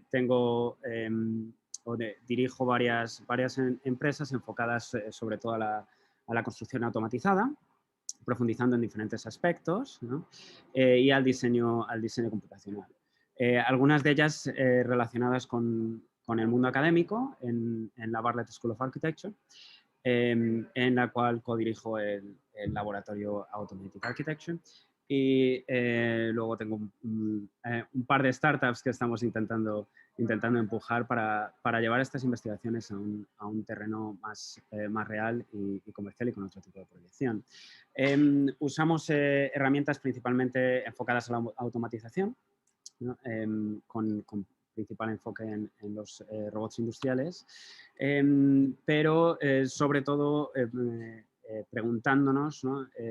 Cómo podemos transformar la construcción de edificios en algo mucho más accesible, económico y sostenible, ¿no? Algo más parejo con la democratización de los datos digitales, ¿no? Bueno, ¿por qué creemos que debemos automatizar la arquitectura? Bueno, la arquitectura o la construcción es una de las disciplinas que queda por adoptar la automatización en su núcleo, ¿no? Esto ya ha pasado con otras disciplinas, como la industria del automóvil, la industria de la distribución de alimentos, por ejemplo, de bocados, de distribución de otro tipo de bienes, como Amazon, y que, bueno, pues ha hecho surgir otro tipo de cadenas de producción y distribución más sostenibles y que tienen otro tipo de alcance. Por el contrario, la construcción sigue siendo un proceso realmente muy wasteful, ¿no? Y digamos que no está hecho a priori para las labores humanas, ¿no? De hecho, la construcción, como brevemente indicaba anteriormente, es prácticamente la disciplina que ha admitido un menor grado de digitalización. Aquí la vemos en este gráfico a la izquierda, que está solamente por encima de la agricultura y la caza. Y obviamente no sería divertido el automatizar la caza, ¿no? Esto está haciendo que no podamos satisfacer las necesidades espaciales, ¿no? Principalmente en el terreno de la vivienda, en el que la demanda sigue incrementándose cada día, ¿no? Los precios de la vivienda siguen aumentando y escalando continuamente, mientras que la eficiencia en construir vivienda se está reduciendo. O sea, cada vez construimos menos casas cuando necesitamos más, ¿no? Bueno, más o menos para situar esto temporalmente, el modernismo, el movimiento moderno, nace en los 60 con una ligazón a la revolución industrial, ¿no? Podemos producir piezas de una manera mucho más eficiente y repetirlas, ¿vale? De modo que este tipo de edificaciones se convierten prácticamente en un building kit, ¿no? Y esto hace que la vivienda, de hecho, sea más rápida de construir, más eficiente y más económica. De hecho, la Stallhouse no era una vivienda para un millonario para nada, sino para un profesor, ¿no? Y esto estaba un poco en el núcleo del pensamiento del movimiento moderno.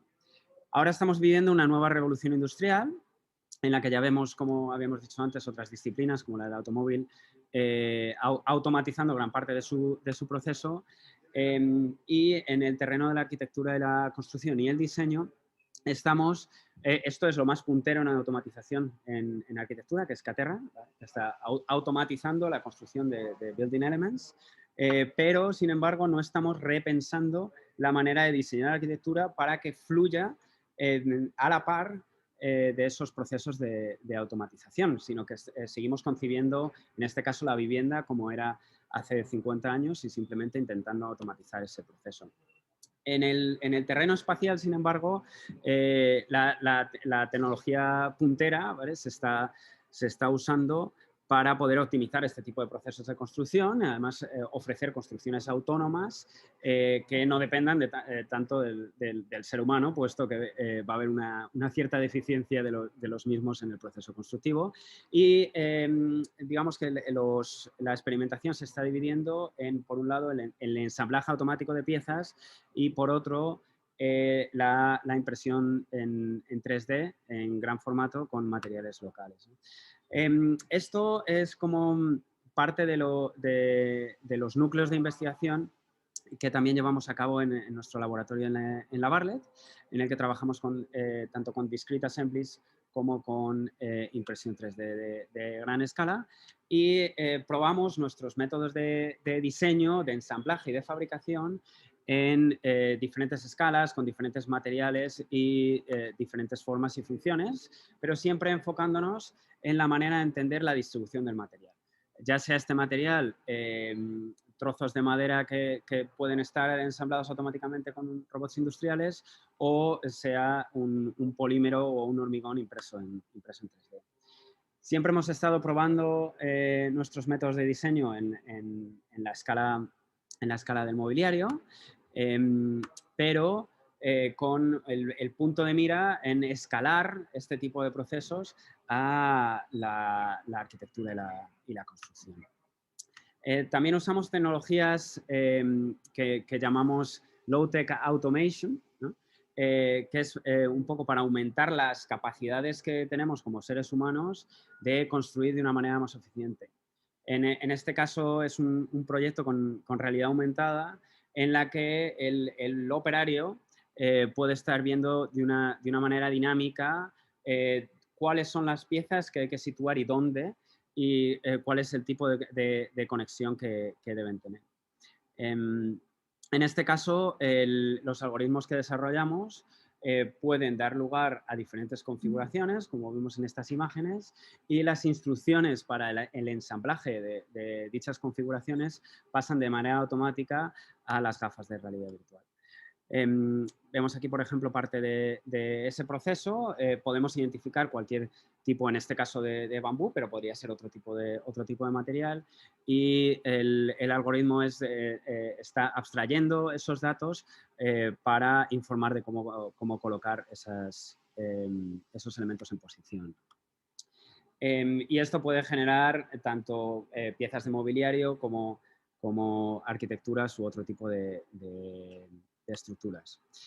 Bueno, hemos hecho bastantes experimentaciones con diferentes métodos de ensamblaje robótico también, como por ejemplo usando robots distribuidos, en los que los robots pueden, digamos, reorganizarse dentro de la estructura para seguir construyendo sobre ella, o incluso pensar en que el robot y el elemento que ensambla tienen la misma forma. Entonces, digamos que pueden bailar conjuntamente para llevar a cabo la construcción del edificio.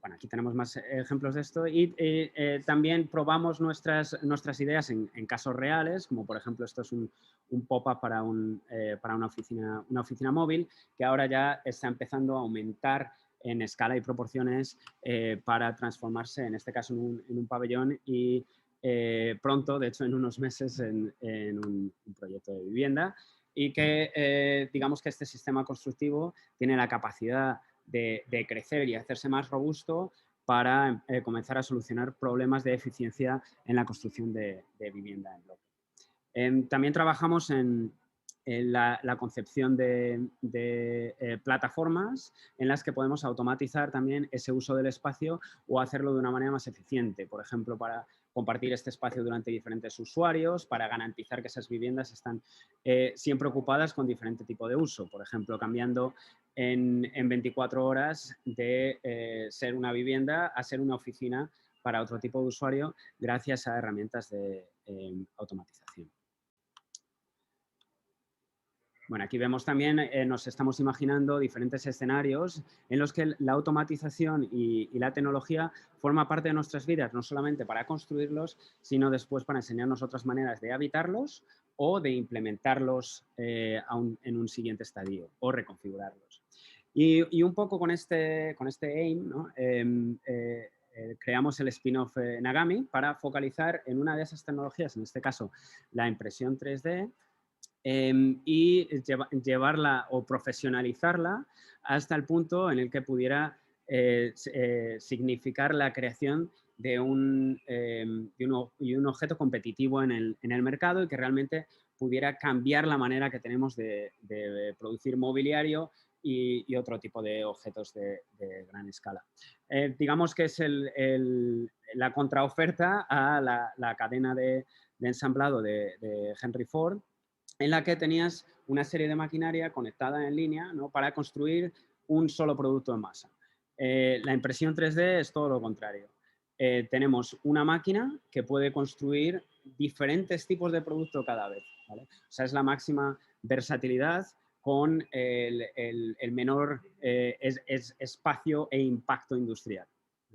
Tenemos un workflow de diseño-fabricación que es increíblemente eficiente, ¿no? O sea, puedes diseñar algo en el ordenador, puedes incluso admitir un cierto grado de personalización y de forma inmediata imprimirlo. Y cada objeto puede ser literalmente distinto. Trabajamos con un material que es desafortunadamente ilimitado, el plástico. Bueno, todos somos conscientes del problema que tenemos con los desechos plásticos en el mundo. Lo que realmente sigue siendo muy impactante es que solo el 10% de plástico que generamos llega a reciclarse.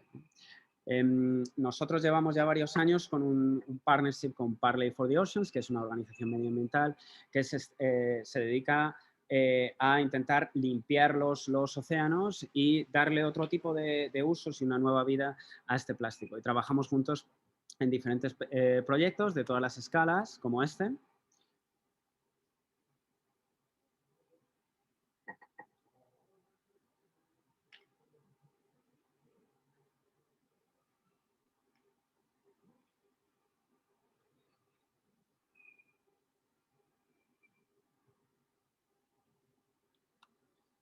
Bueno, no sé si se oía el sonido, así que sí, si no se oía, perdonadme. Bueno, digamos que el goal principal de esta investigación y este tipo de partnerships también es aumentar las posibilidades de la fabricación distribuida. Esto quiere decir que teniendo un sistema muy compacto de fabricación como es la impresión 3D, ¿vale? Si además lo podemos ligar a células de reciclaje increíblemente o igual de compactas, ¿vale? Podemos eliminar los desechos y las emisiones de CO2 que normalmente se emiten en shipping, ¿no? en el transporte y fabricar de una manera local.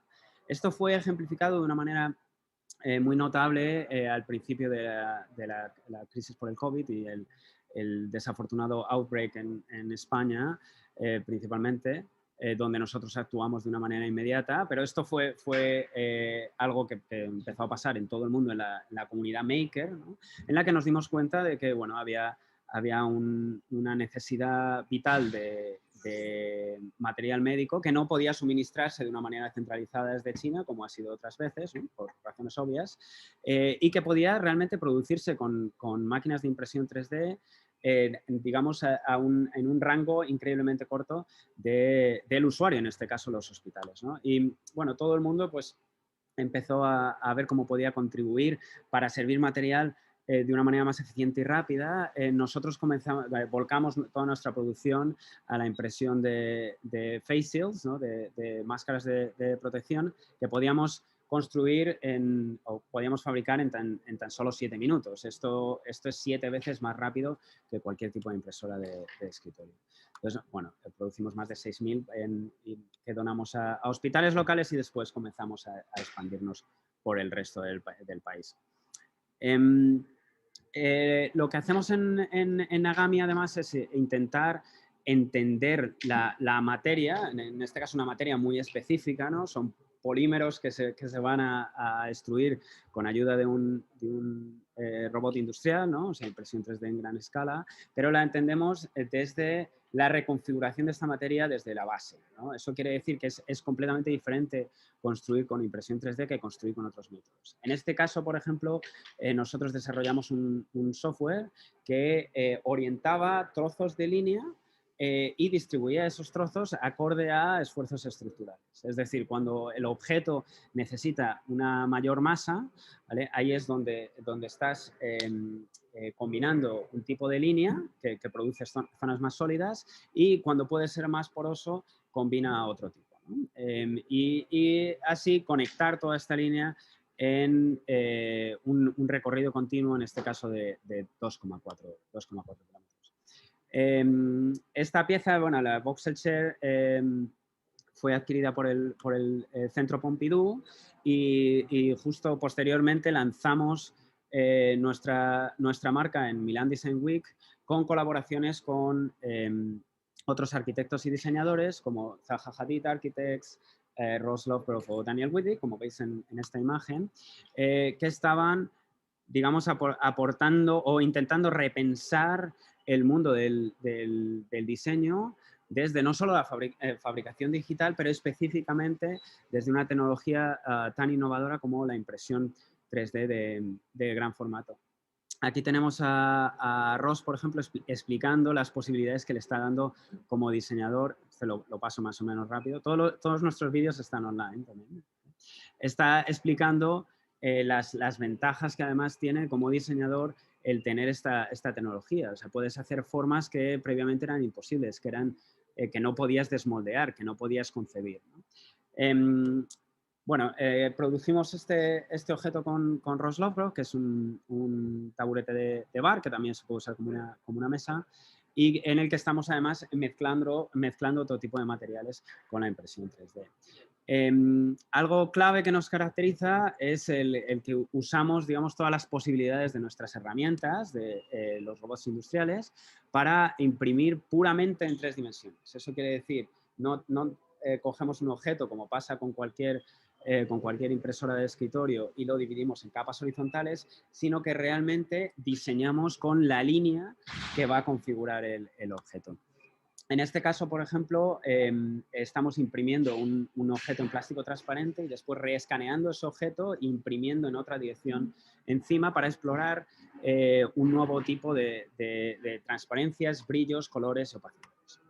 Aquí veis, por ejemplo, cómo actúa el robot. Esto es un vídeo un poco clandestino del robot a las 5 de la mañana, literalmente bailando encima de un molde para extruir un thickness diferenciado que va desde medio milímetro a 9 milímetros. Esto nos hace que podamos cambiar la forma del objeto de una forma radical.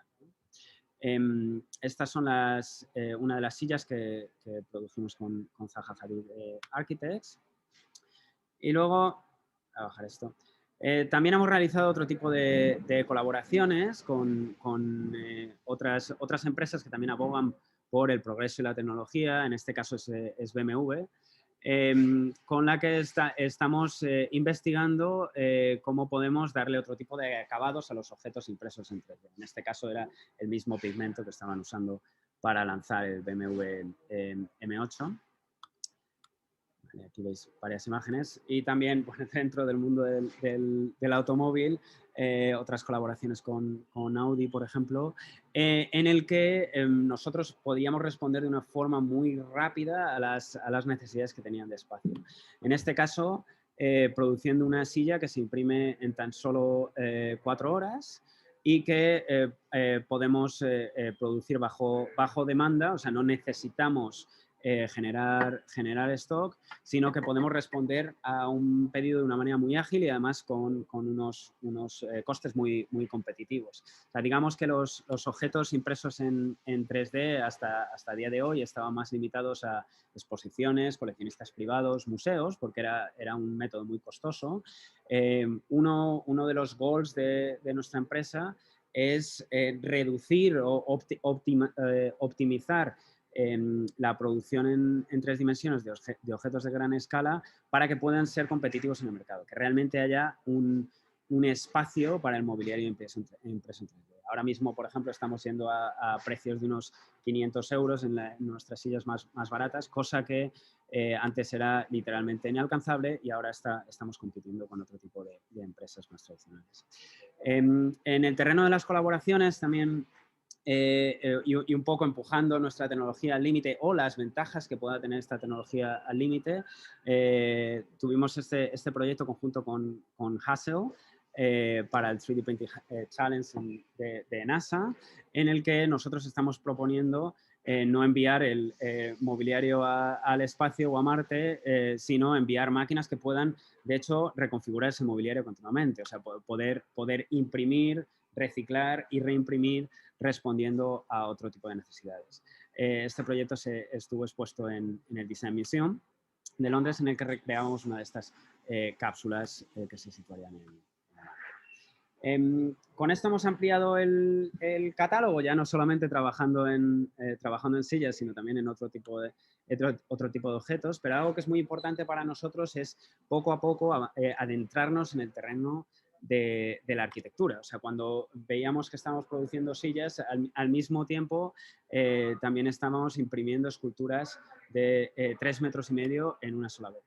De hecho, esta escultura, también creada en colaboración con Ross Lovegrove, está impresa en tan solo 48 horas en una sola impresión, y la siguiente escultura puede ser literalmente diferente. De hecho, esta foto, que fue durante una visita de la Fundación Norman Foster, tiene diferentes texturas en cada uno de los objetos que podemos explorar.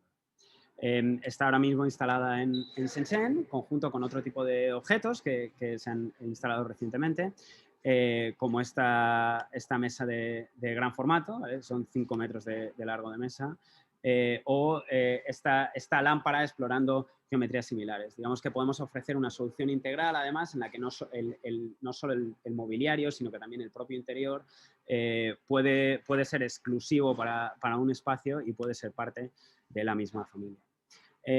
Nos hemos mudado recientemente de nave, que es donde estoy ahora mismo, y seguramente la razón por la que haya bastante ruido de fondo. Y ahora mismo tenemos 5 robots, hemos adquirido uno nuevo, pero tenemos capacidad para crecer hasta más de 25, ¿no? Entonces, digamos que podemos ir optimizando nuestra producción más y más.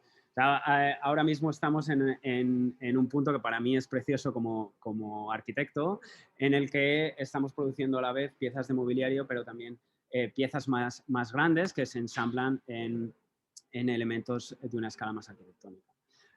Como esta pieza que producimos para el V&A Museum en Londres, en el que planteamos un sistema reconfigurable de piezas impresas en 3D que pueden generar formas completamente diferentes y objetos de diferentes naturalezas, desde una escultura, a una estantería, a una estructura de un edificio.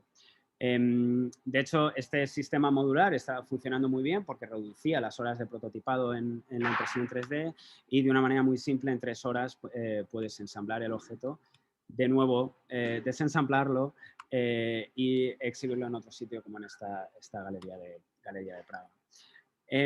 Digamos que este avance hacia la arquitectura también lo estamos explorando en otro tipo de colaboraciones, como esta también, de nuevo, con Xavier de Castellier en Hassel para la Norman Foster Foundation, en el que tuvimos el placer y el honor de contar con el consejo de Norman y de todo el equipo, y explorando diferentes formas de imprimir o formas de entender este tipo de material ligados a diferentes funciones en la arquitectura, ya sea paneles flexibles, ya sean encofrados para hormigón posterior, etc.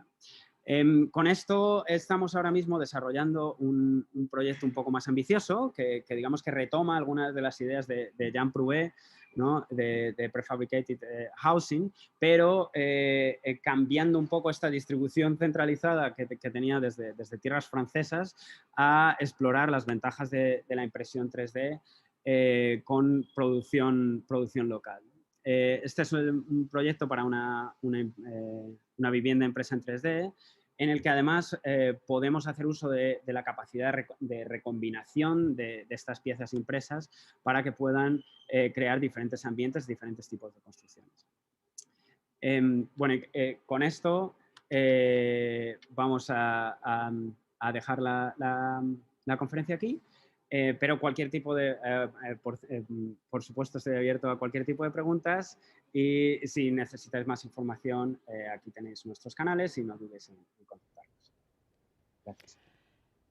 Bueno, me has dejado sin palabras, ¿eh? Porque en un momento dado de la conferencia no sabía si estaba en una película de ciencia ficción y en cambio esa es la realidad. O sea que yo creo que realmente con tu presentación entramos en pleno en el corazón de la jornada de hoy y de la jornada de mañana. Gracias.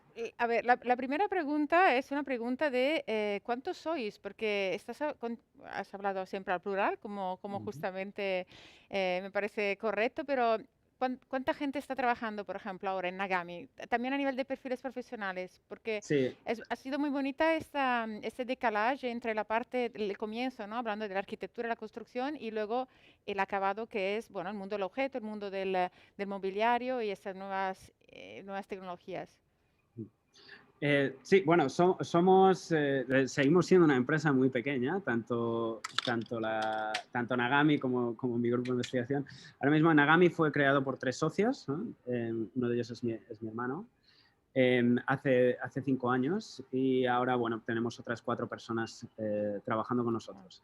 Estamos ahora mismo en un momento de crecimiento. De hecho, estamos buscando más gente. Así que si hay alguien muy interesado en pasar su vida con robots. Así, mañana os llegarán por LinkedIn seguramente Sí. los currículum. La otra pregunta es, en términos de eficiencia energética, si hay ventaja o menos respecto a las tecnologías tradicionales a la hora de producir, por ejemplo, estos muebles, ¿no? Aparte, formalmente se ha entendido que sí, ¿no? Pues se pueden hacer finalmente cosas que de otra manera no se hubieran podido hacer. Y en términos de eficiencia, bueno, yo creo que no solo energética, industrial en general, ¿habéis hecho un estudio o de momento son como muy experimentales y por lo tanto con la idea de implementarlos en un futuro en función de lo que se atrevan las empresas también? Sí, a ver, la impresión 3D, de hecho, por sí misma es un método de fabricación increíblemente eficiente y limpio. De hecho, la Unión Europea ya un par de años atrás empezaba a reconocer la impresión 3D como una de las tecnologías del futuro en cuanto a sostenibilidad, no solo por el uso de material reciclado, sino por otro tipo de ventajas.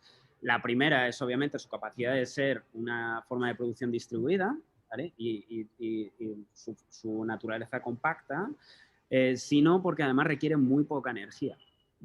Y es una tecnología increíblemente limpia. O sea, yo ahora mismo estoy rodeado por robots industriales imprimiendo con plástico y no hay ningún tipo de humos. Digamos que en cuanto a eficiencia energética, los robots están increíblemente bien desarrollados. Por tanto, es una manera de construir que es en todas sus fases, responde a los nuevos requerimientos que debemos tener como seres humanos en la manera de construir y de distribuir. Manuel, no tenemos tiempo, pero yo sí que quiero preguntarte otra cosa porque tengo mucha curiosidad. Los robots al principio eran seres que se encerraban dentro de una habitación por si acaso, porque se consideraban no muy seguros. Yo te veo ahora ahí detrás, tú tienes un robot, en las fotos has compartido esta convivencia con los robots. ¿Estamos ya en la era de los robots colaborativos? ¿No tenemos ya que tener miedo de ellos? Sí, a ver, sí, los robots colaborativos son una realidad. De hecho, por ejemplo, en la medicina es algo que se usa de una forma muy común.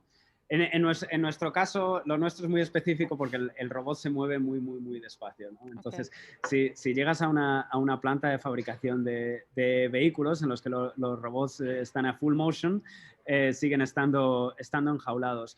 Pero el desarrollo de la robótica también en diferentes escalas es increíble. Ahora mismo hay varias empresas desarrollando robots de escritorio que te ayudan a tareas que pueden ser automatizadas y, por tanto, ofrecerte una mayor posibilidad para tú desarrollarte como profesional y encargarte de tareas creativas que son las que disfrutas, ¿no? Entonces, respondiendo de una manera más breve a tu pregunta, sí, la hora o el día de los robots colaborativos ya ha llegado. Vale, la próxima edición de Design Beyond Technology de aquí a 2 años invitaremos también a un robot, entonces. Perfecto. Muchísimas gracias, Manuel. Muchas gracias a Que vosotros. tengas una buena tarde. Un saludo. Muy bien. Bien, son las 6:05, estamos un poquito en retraso, pero ya recuperaremos. La siguiente ponente es Qin Li de Fuseproject y presentará presentará la ponencia Technology and the Human Experience. En la intersección entre las nuevas tecnologías, el diseño y las personas, la ponencia de Qin Li es muy importante porque justamente es una visión desde el humanismo, desde la experiencia, desde el user experience. El pensamiento de diseño que capta todas las dimensiones humanas interrelacionadas ofrece una solución creativa de problemas y de una manera que puede profundizar, que puede también tener que ver con su impacto. Qin Li, vicepresidenta de diseño de Fuseproject, nos hablará sobre nuestra responsabilidad como diseñadores. Aquí también entramos en cuestiones, incluido, diría, casi éticas, de contextualizar el valor de la tecnología y el diseño desde el punto de vista del ser humano. Introduciendo brevemente a Qin Li, para ella, digamos, su trabajo ha sido reconocido globalmente con numerosos premios, incluido el premio especial de IEDSA para el Moisés Snow Early Living, que será uno de los proyectos que nos enseñará. Las 100 mejores invenciones de 2020 de la revista Time, por un robot inteligente diseñado para Embodied, y el premio 2020 Best of Year Award de Interior Design Magazine para el ventilador Vox. Qin también ha recibido el premio 2020 como Mejor Alumni Award de la Academy of Art University. Bien, nada más. Qin Li.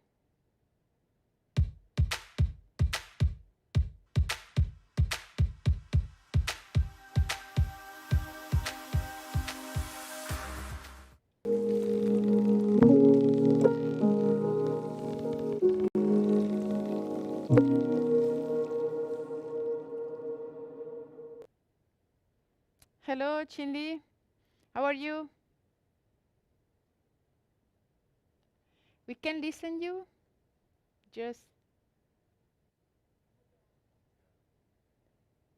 Just a moment. Good morning, first of all.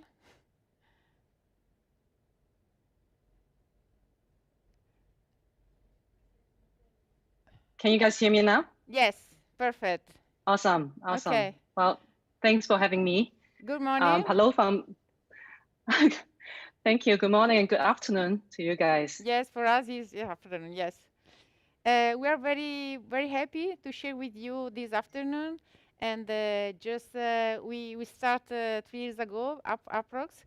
And we think that now we can share with you projects and the ideas related with industrial design, and for us it's very, very important, and product design, and your approach by the human experience is very, very important. Welcome. Thank you. Thanks for having me. I'm sure you guys have seen some of the work we have done at Fuse project, right, including the cell chair for Herman Miller, the Perma, Clever Little Bag, SodaStream, Navia, and also, you know, some of the work we have done for PayPal, for Samsung, the Frame TV. So today I want to focus on these 3 case studies and to talk about, you know, technology and humanized technology. Design to me is a medium and process to enable technology and innovations. It's really a bridge to connect technology to users and really to elevate our lives. And with technology has become more accessible, I'm talking about smaller and more accurate sensors, faster computing and processing. It has already become possible for us to place them, to integrate them into consumer products and really be able to blend into our life. So I'm going to walk you through this case study and talk about the robotics and AI design that we have done at Fuseproject. So the first one is Moxie. Moxie is a smart companion robot designed to support family to help children to grow their social, emotional, and cognitive development. And by using AI and machine learning technology, Moxie can understand and respond to real life conversation and be able to do eye contact, facial expression, physical interaction, and can recall people, places, and things. And really, to design a companion robot, at first, we need to create the identity and build a personality, because having a personality is a first step to make friends with children. So Moxie is from the Global Robotics Laboratory, and he's coming to learn how to be a good friend to human. So this story allows children to imagine and to be curious and engage with Moxie. And from this identity, we designed a character for Moxie. He's friendly, smart, curious, playful, and compassionate. He will be the sidekick of little kids and also will be able to grow with the kids. And to bring the character to life, we work on a big range of exploration. And what you see here really is a small sample of all the work, and to find a unique and recognizable look for Moxie. So we look into the overall body, what's the shape of the body, what's the silhouette of the form, to keep it simple, but also make it look approachable, balanced, and huggable. And to make him look smart and cool, we work on a lot of different shape for the head, the hairstyle. And at the end, we identify this pointy hairstyle because it really showcases Moxie's personality, but also feels gender neutral. And can appear to both boys and girls.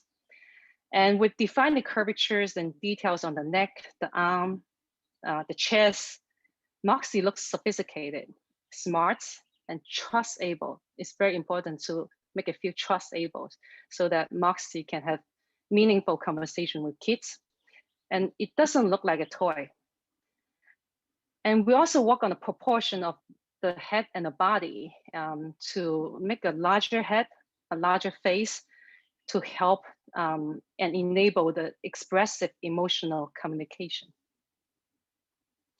And along with the overall look, we know that we really need to design to enable the physical interactions.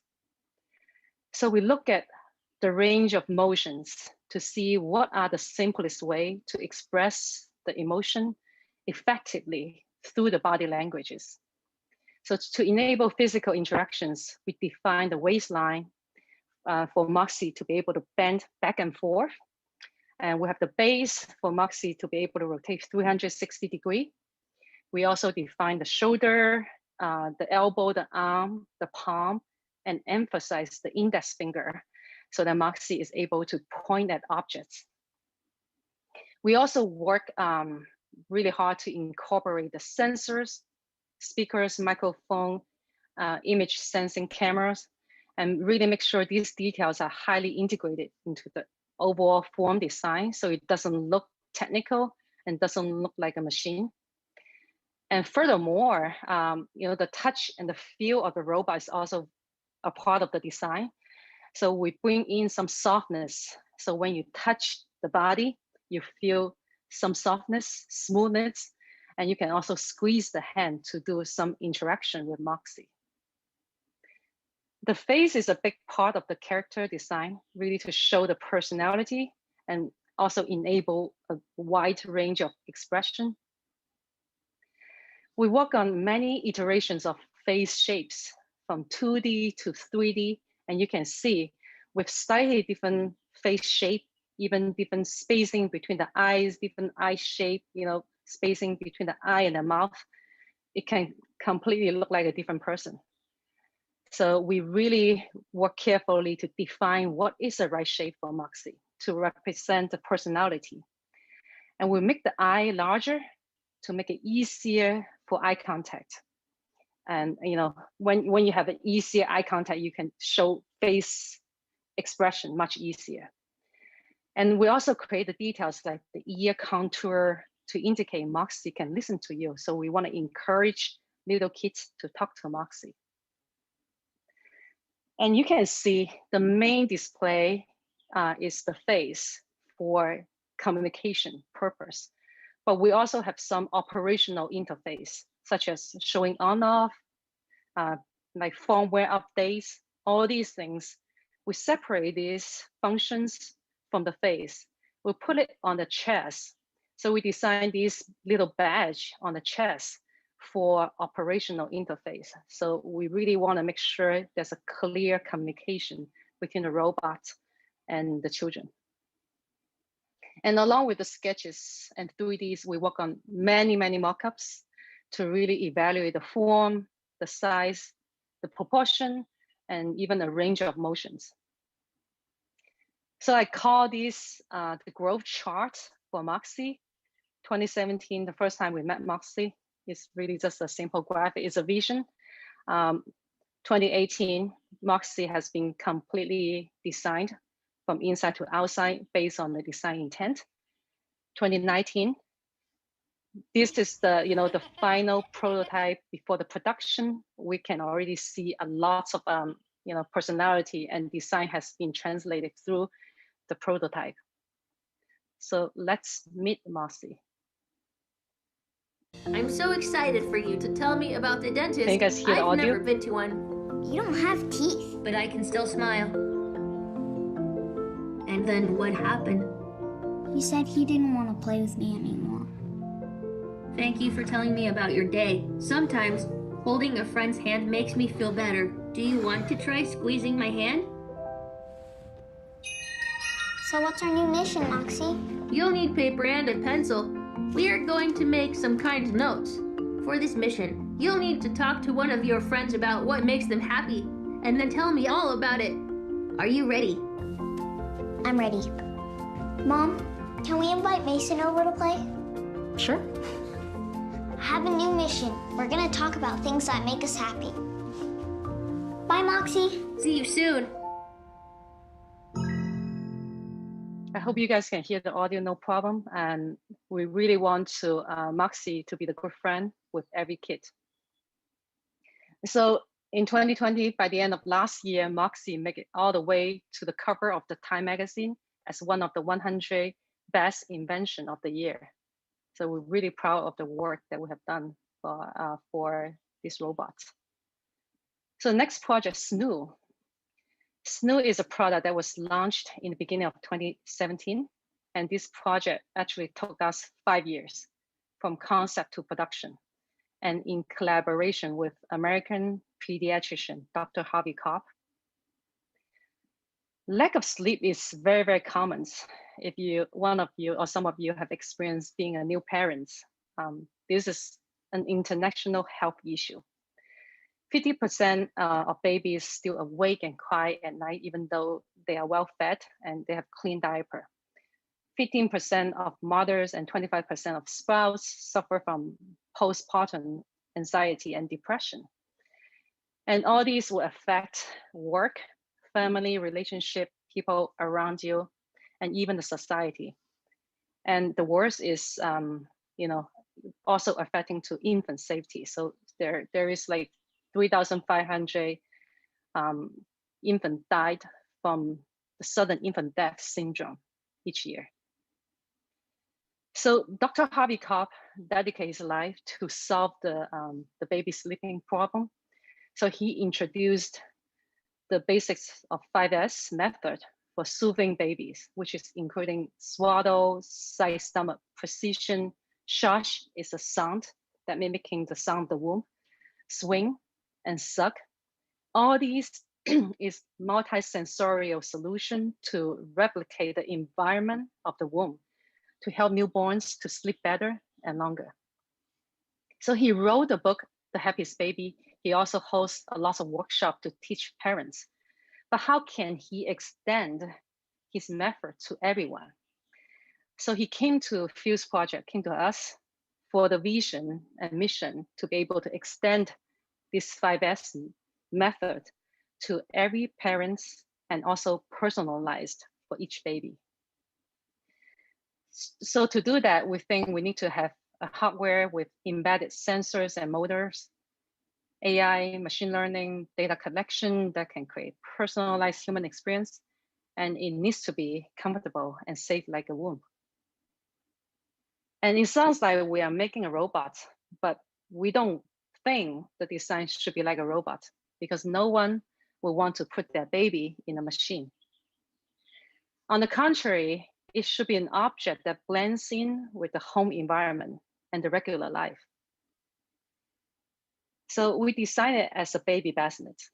Our goal is to create a piece of furniture that will embed it with all the embedded technology hidden inside.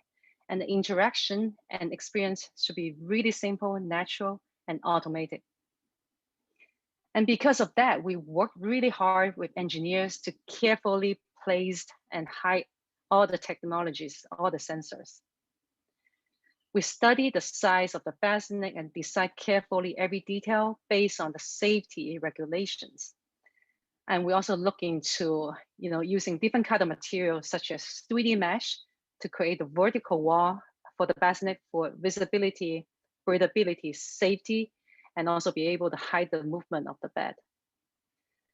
Swaddle is one of the 5S because, to make baby feel comfortable, you want to create a really tight comfort.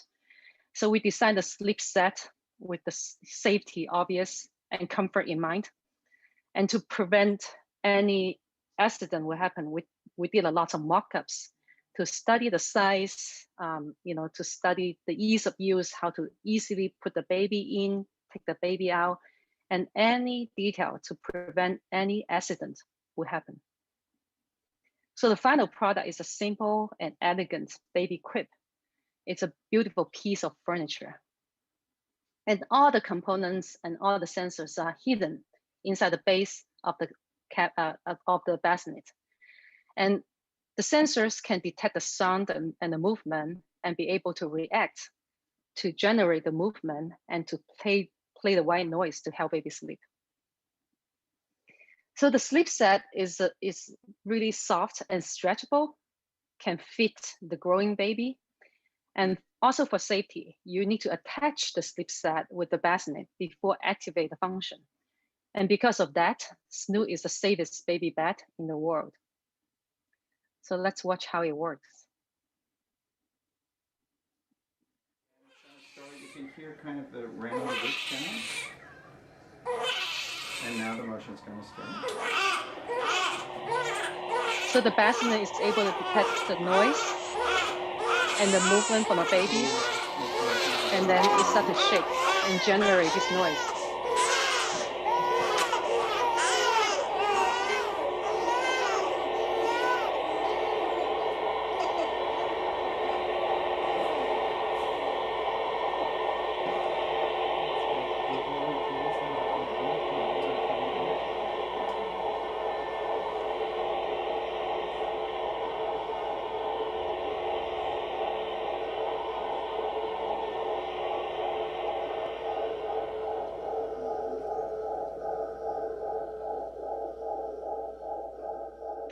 Life is so much better with a good night's sleep. So the bassinet can react and create the motions and the white noise automatically. So there's no control for the bassinet. Everything is automatically react. But we designed this app to help parents to collect data because it's important for parents to know, how many hours my baby has slept today, how many naps the baby has taken, and what's the amount of the wake-up time the baby has today. So parent can use this data to compare with the growth for the baby, so just have a better understanding for your own baby. So in result, Snoot is the first in the world design that really solving the sleeping problem. And in the past 4 years, we have received incredible results on how much Snoot has improved the light quality and really provide absolute safety for families. And SNU is a really great example to show how we use design and technology to bring a vision to life. And I would like to say AI and robotics can live in many forms, really depends on what kind of problems that we're solving. And Ori is a robotic furniture system that solves a living issue. So living space is getting more and more limited in big cities like San Francisco, New York, Boston, I'm sure in major cities in Spain as well. So there's a new type of housing called micro-housing, has become much more popular, really to provide the low cost and fully functional living. And they are usually less than 350 square feet. I think it's about 32 square meter. And people who live inside feel trapped. It's just so small, even though it has all the functions. So we work with an MIT startup, MorphLab, to solve the problem on how to live in a small space, but without compromise your quality of life. So it's a robotic system by using a linear actuator, a low power microcontroller, and a brain that really control all the movement. So we designed this furniture that can move. It can easily transform from a bedroom to office, to a closet, and to a living room. The design is focusing on a furniture look that can fit in many small size apartments naturally. The bed is the largest element to be integrated into the furniture. So it was really challenging to fit the bed inside this furniture. So we use a modular shelving system to hide the bed underneath the shelf, underneath a couch.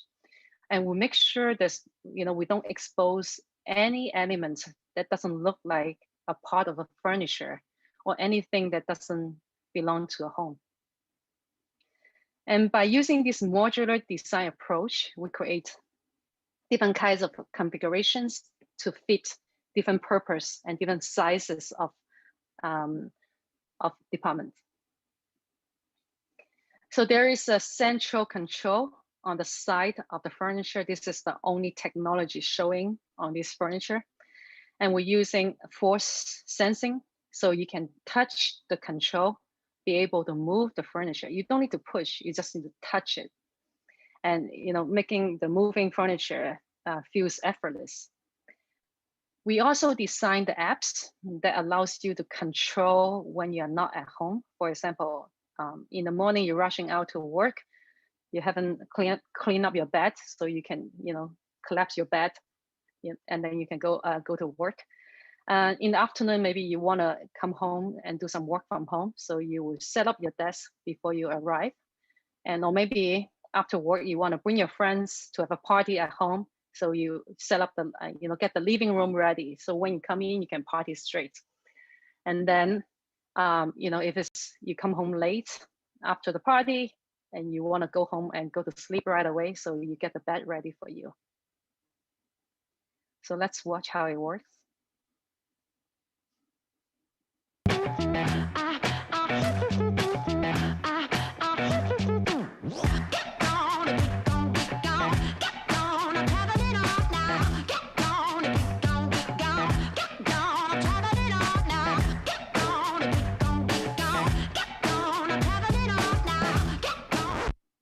Hey, Alexa, can you ask Ori to make the bed?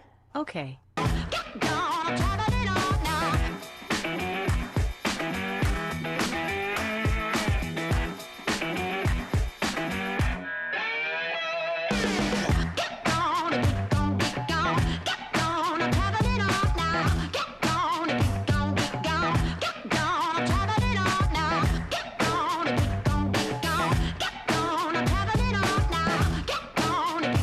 One thing to mention for SNU, for Ori, because we're working with these startups, so we're not just doing the industrial design, the experience design with them. We also help them to create a name for the company, for the products, and also design the brand, along with industrial design and user experience design. So it's really a holistic approach working with our clients. So in 2019, IKEA announced the partnership with Ori to develop, their own robotic system. So currently Ori is doing B2B.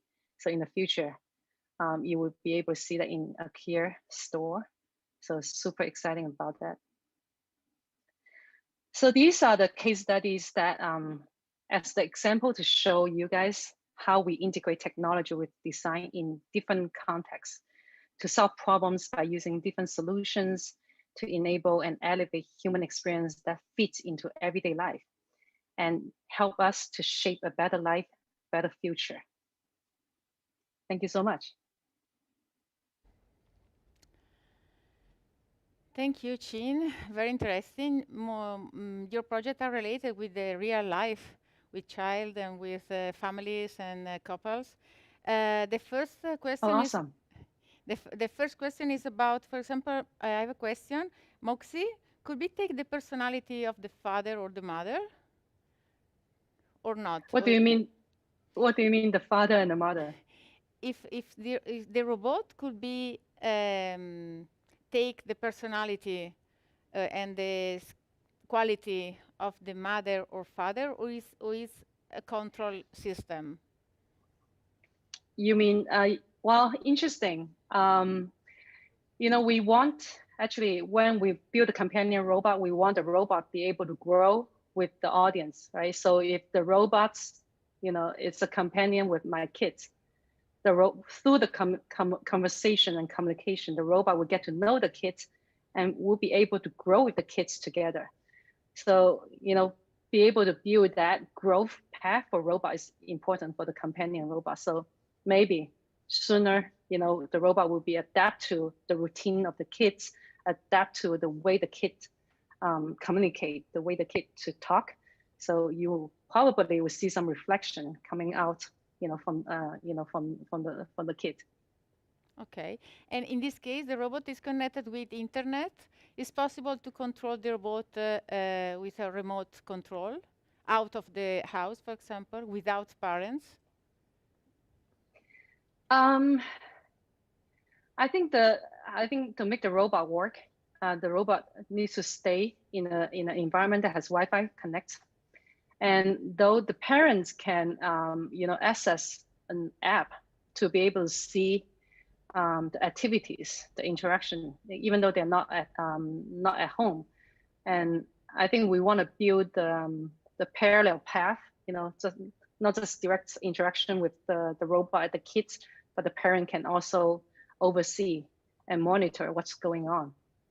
So for that purpose, yes, they can, they can monitor outside of the home environment. Okay.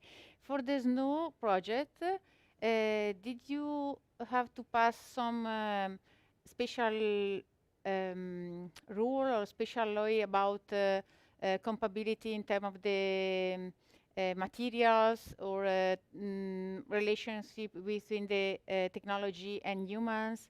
It's a prototype, it's a real future project.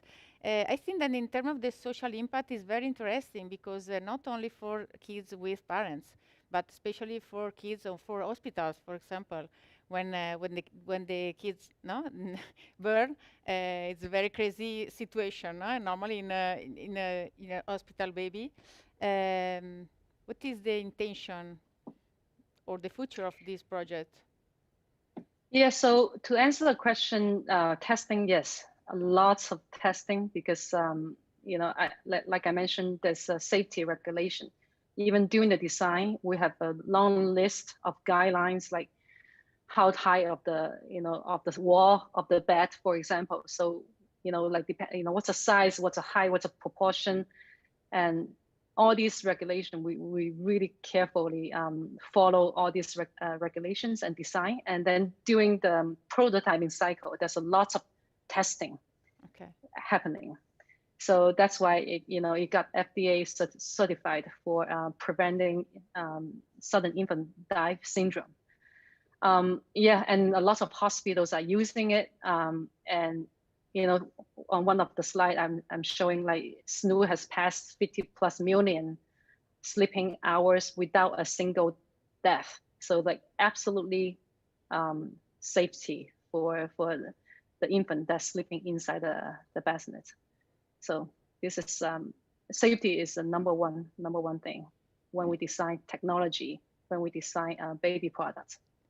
Yes, in your project, the well-being, I think that is the focus, and we are very happy to this approach. No, we think that is very important in real life, and it's true. Then for you, technology is our friends, sure.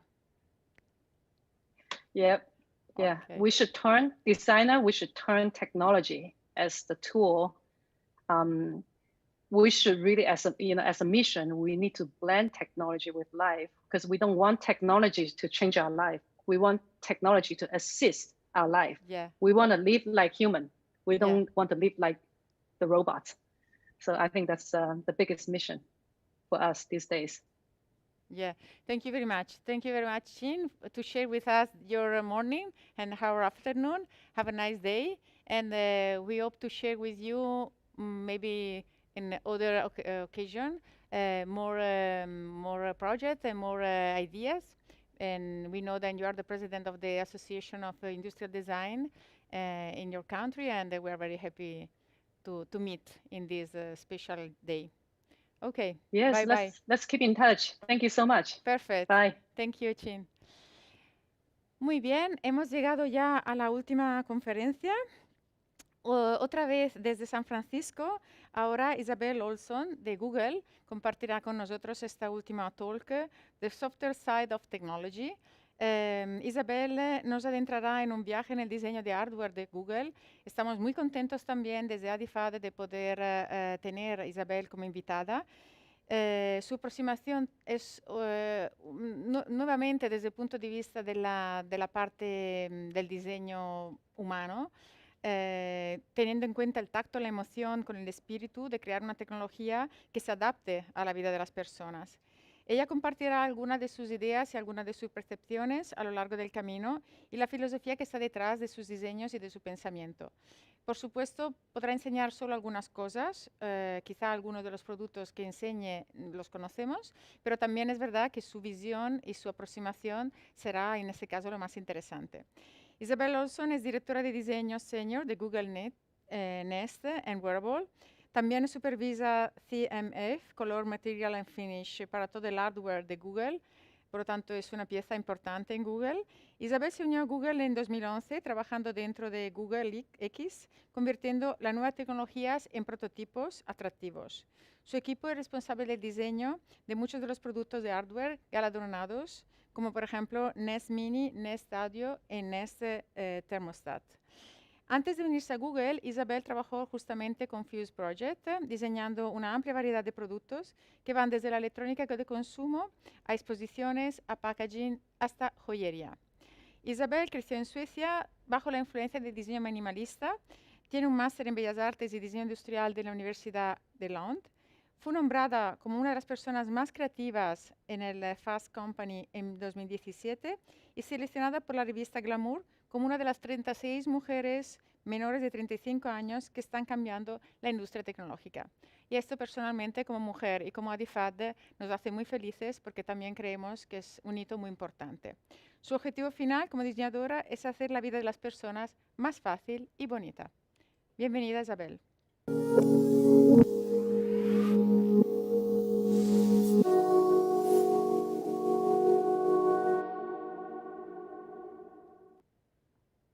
Hello, Isabelle, how are you? I'm doing well. How are you doing? Perfect. We are well too, and good morning. We are very happy to finish this first day with your introduction and your talk and your speech and your ideas. And welcome to Design Beyond Technology. And that's it. Great. Well, thank you so much for having me today.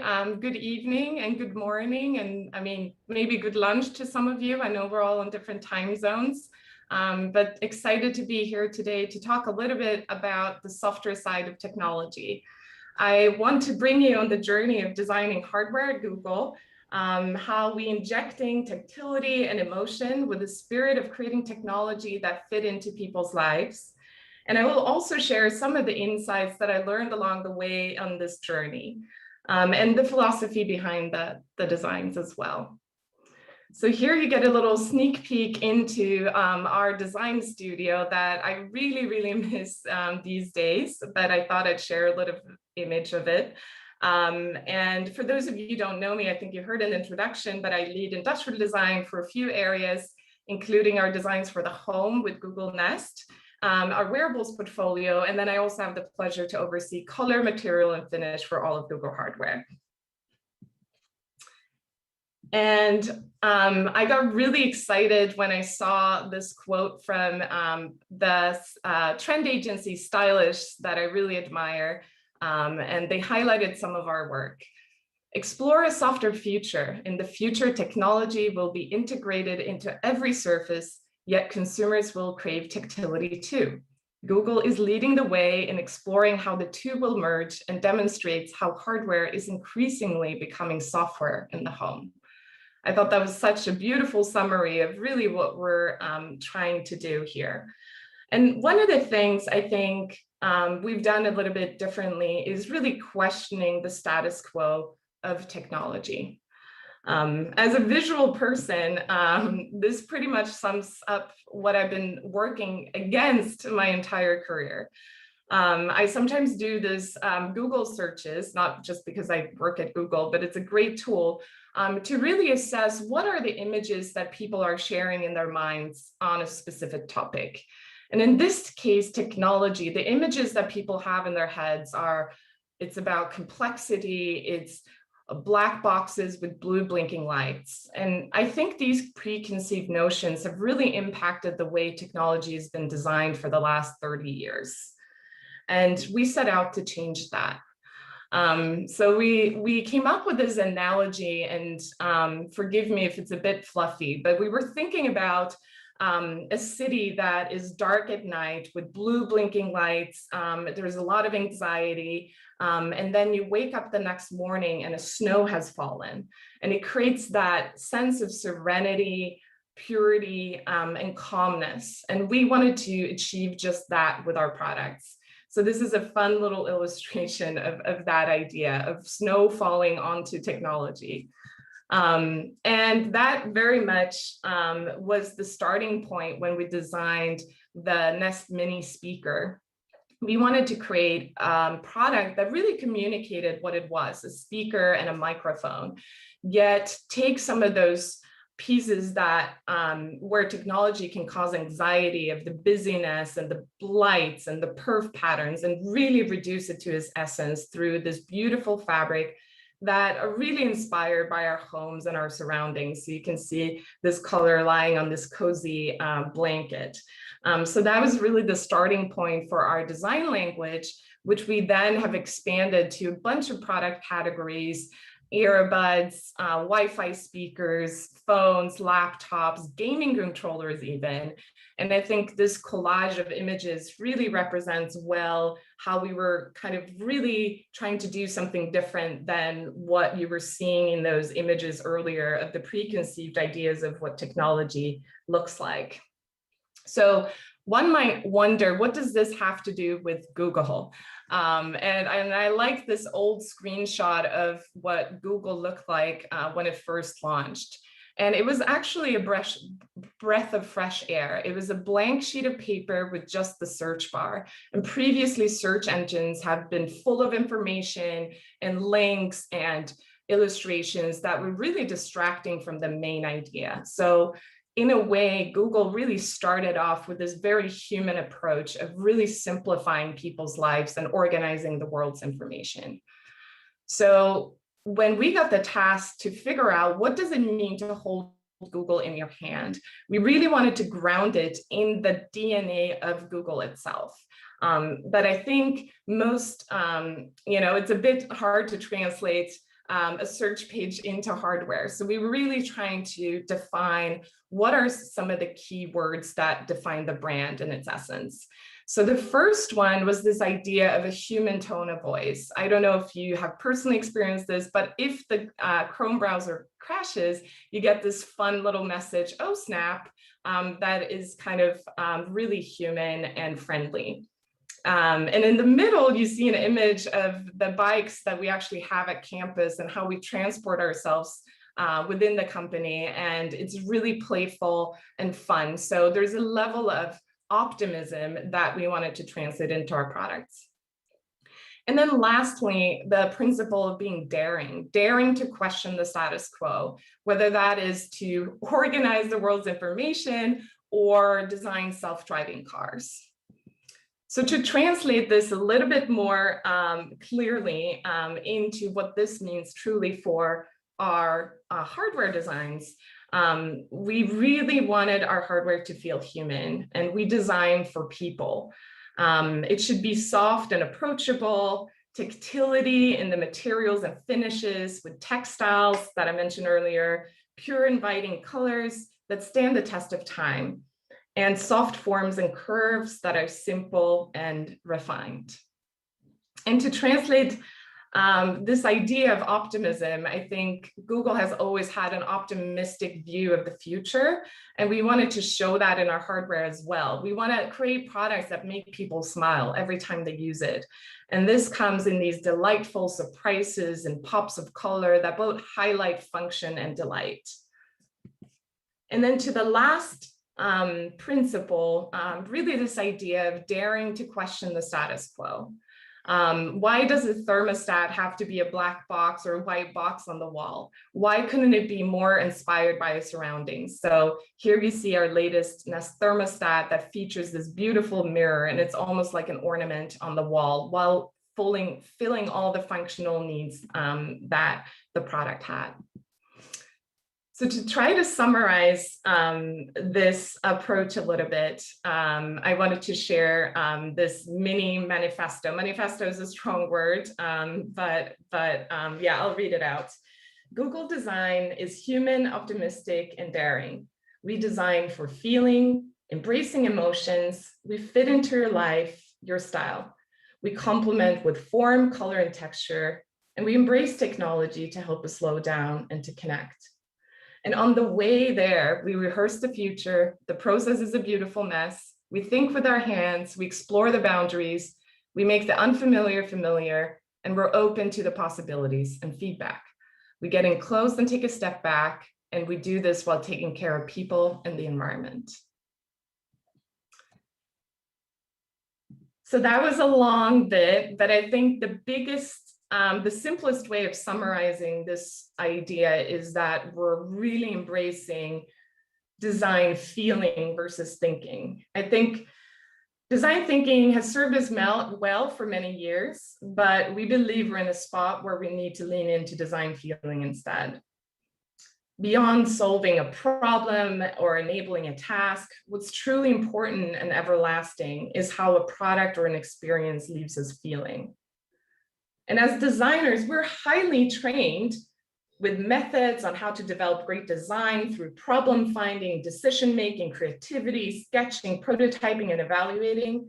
But the longer I've been doing this, the more I've come to realize that some of this methodology has oversimplified the role of the designer in a step-by-step approach. And we've forgotten to ask ourselves how things we're creating makes us feel. And it's always helpful to be able to describe the things in the ways we do things. And don't get me wrong, I love a great framework, and I'll talk a little bit more about that later. But I do believe we need to lean into our intuition much more. And professionally, I do have to use both data and intuition. But of the two, in the past, data has become the dominant or default driver of decisions. But intuition is our first instinct, and it's another form of data. And some scientists would even go as far as saying intuition is the highest form of intelligence. And our intuition often knows what our conscious mind does not know. And it's all this information that we have amassed over our lifetime, both in active and passive ways. And the power lies in our brain's ability to access this information and connect all the dots. And it's really a muscle that we have to use. And every time we use it, it becomes stronger. And I love this little illustration because it shows that design thinking is a great foundation, but it's not enough to make something usable, reliable, and functional. To cross the line into emotion, we need to design with pleasure and meaning in mind. And one helpful tool that we use every day on the design team is, instead of asking each other, what do you think? We ask each other, what do you feel? And if you haven't tried this, I do encourage you to try it, because you get fundamentally different answers. When you ask someone, what do you think? They try to stack rank the logical reasons for why or why not something is good or bad. But when you ask, what do you feel? You get to that more intuitive response that may be a much stronger reflection of how the market will receive your product at the end of the day. So I really love this method. And we've even expanded this into the way in which we do consumer testing prior to us launching our designs. And this is a bit of a fun example of a word cloud from a study that we did about 2 years prior to launching our Nest Wi-Fi product. And then when it actually came to market, people were saying on Twitter, in reviews, the same words and feelings that we had seen in the study. And this really came out from, instead of asking users to say which design do they prefer, or which percentage was scoring the highest, we just asked people to freely associate what words were in their minds when they saw the object. And there you can really also gut check whether the words that people are saying have a positive or a negative connotation. And so you can avoid going to market with something that might have a bad connotation, like that looks like a toilet paper roll or something like that. You might not want that for your product. So a really fun methodology that we use in our work. And to ground this too, I love the book Aesthetic Intelligence, and I really recommend it if you haven't had a chance to read it, by Colin Brown. And she says here that studies show that feelings, not analytical thinking, drive an estimated 85% of buying decisions. However, marketers typically focus their efforts in the remaining 15% of buying decisions of rational evaluation of features and functionality. So to go in a little bit to some case studies, and these are very quick, so I won't bore you too long with these, but I did want to share a few of the things we're trying to do with a few of the products that we launched last year. So here you first see the Nest thermostat. And one thing I learned in this process of designing technology for the home is that when designing new innovative products, you really need to ground the unfamiliar in the familiar. And both have resonance with consumers. People are comfortable with the familiar, yet desire the new. So we always try to leverage mental models and aesthetic cues from familiar objects. And here you can see directly relate to that beautiful mirror on the side, and how the product was really inspired by home interiors. And I did want to share a little video that captures really the feeling of the essence of how that we wanted to conceive this product. So I'll play it right now.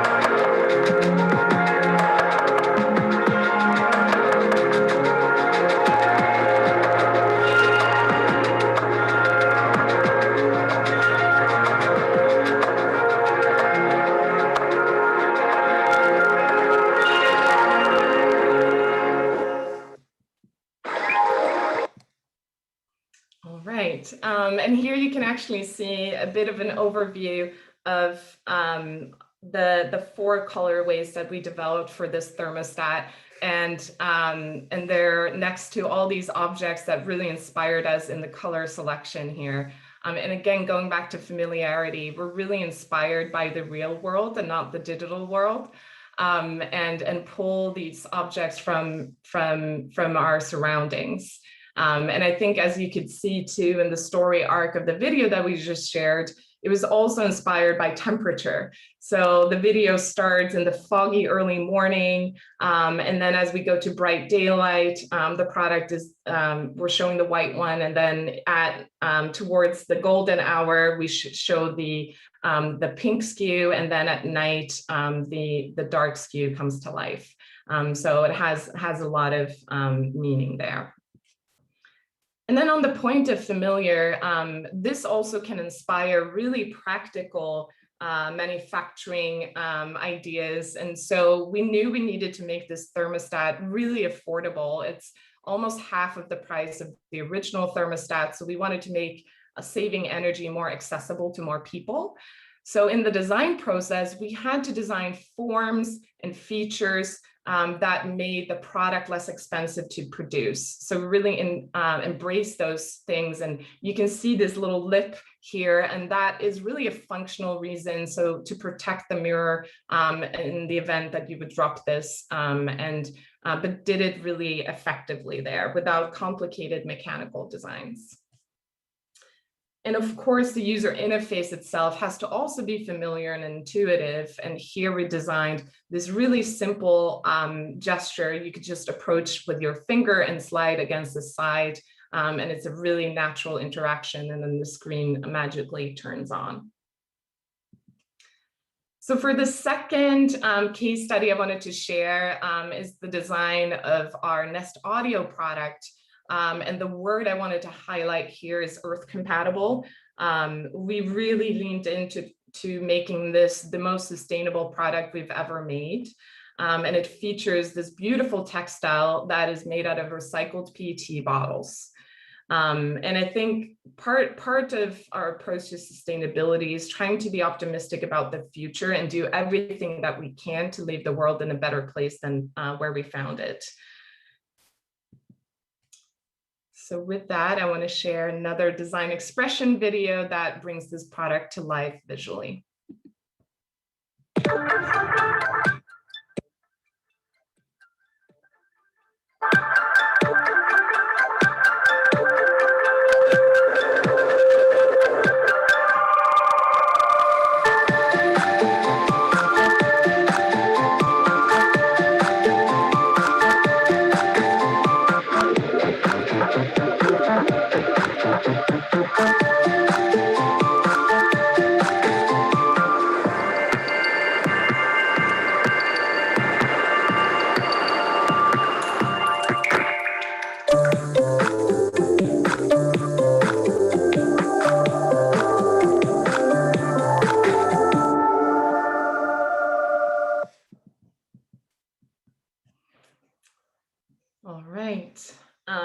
Yeah, so to dive into a little bit about what we mean by this being the most sustainable product we've made thus far, 75% of the whole enclosure is made out of recycled plastic. And, you know, part of it too is not just about the textile and the materials itself, but it's also about how we construct the product. So here you can see kind of a bit of an illustration of the teardown, but we made sure this product is really serviceable. We know that speakers are something that people keep around for a long time. So we designed it from the beginning to be really easily accessed to all the parts and pieces. And we're really proud that this is 90% serviceable. And it has no permanent bonds like glue and single part snaps that really enables this. And it only takes 3 tools, 2 scribers and a spudger from housing removal to disassemble the entire product. And this is just a nice image kind of highlighting part of the design process. All right, and then to the third case study of a product we launched last year, Pixel Buds. And the key word here, I would say, is colorful. And this is really about human biology. The human eye is capable of distinguishing 10 million different colors. So you can imagine the process we went through to really select the right 4 colors for this product. And this is so important. Color is so important, and it has been traditionally undervalued, I would say, in consumer electronics. But cultures around the world use color as a way to express identity and connection. And the rainbow is a universal symbol of inclusion, diversity, and pride. So we really wanted to lean into that. So here we have the third expression video that brings this product to life.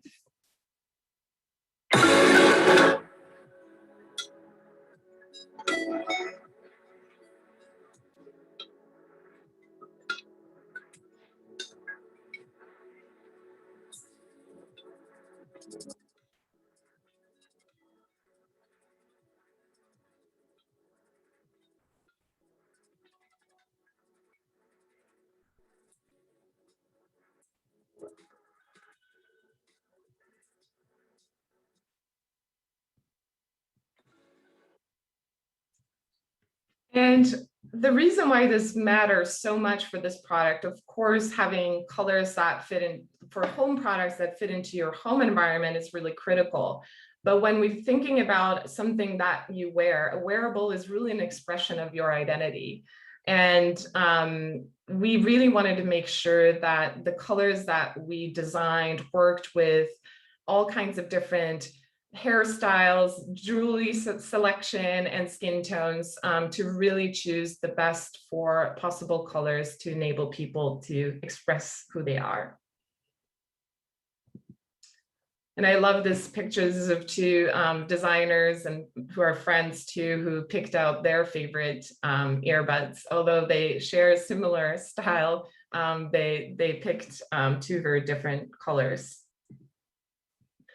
And this process, of course, in this design wasn't all about colors, although we really wanted to bring that to life with a simple dot in the ear.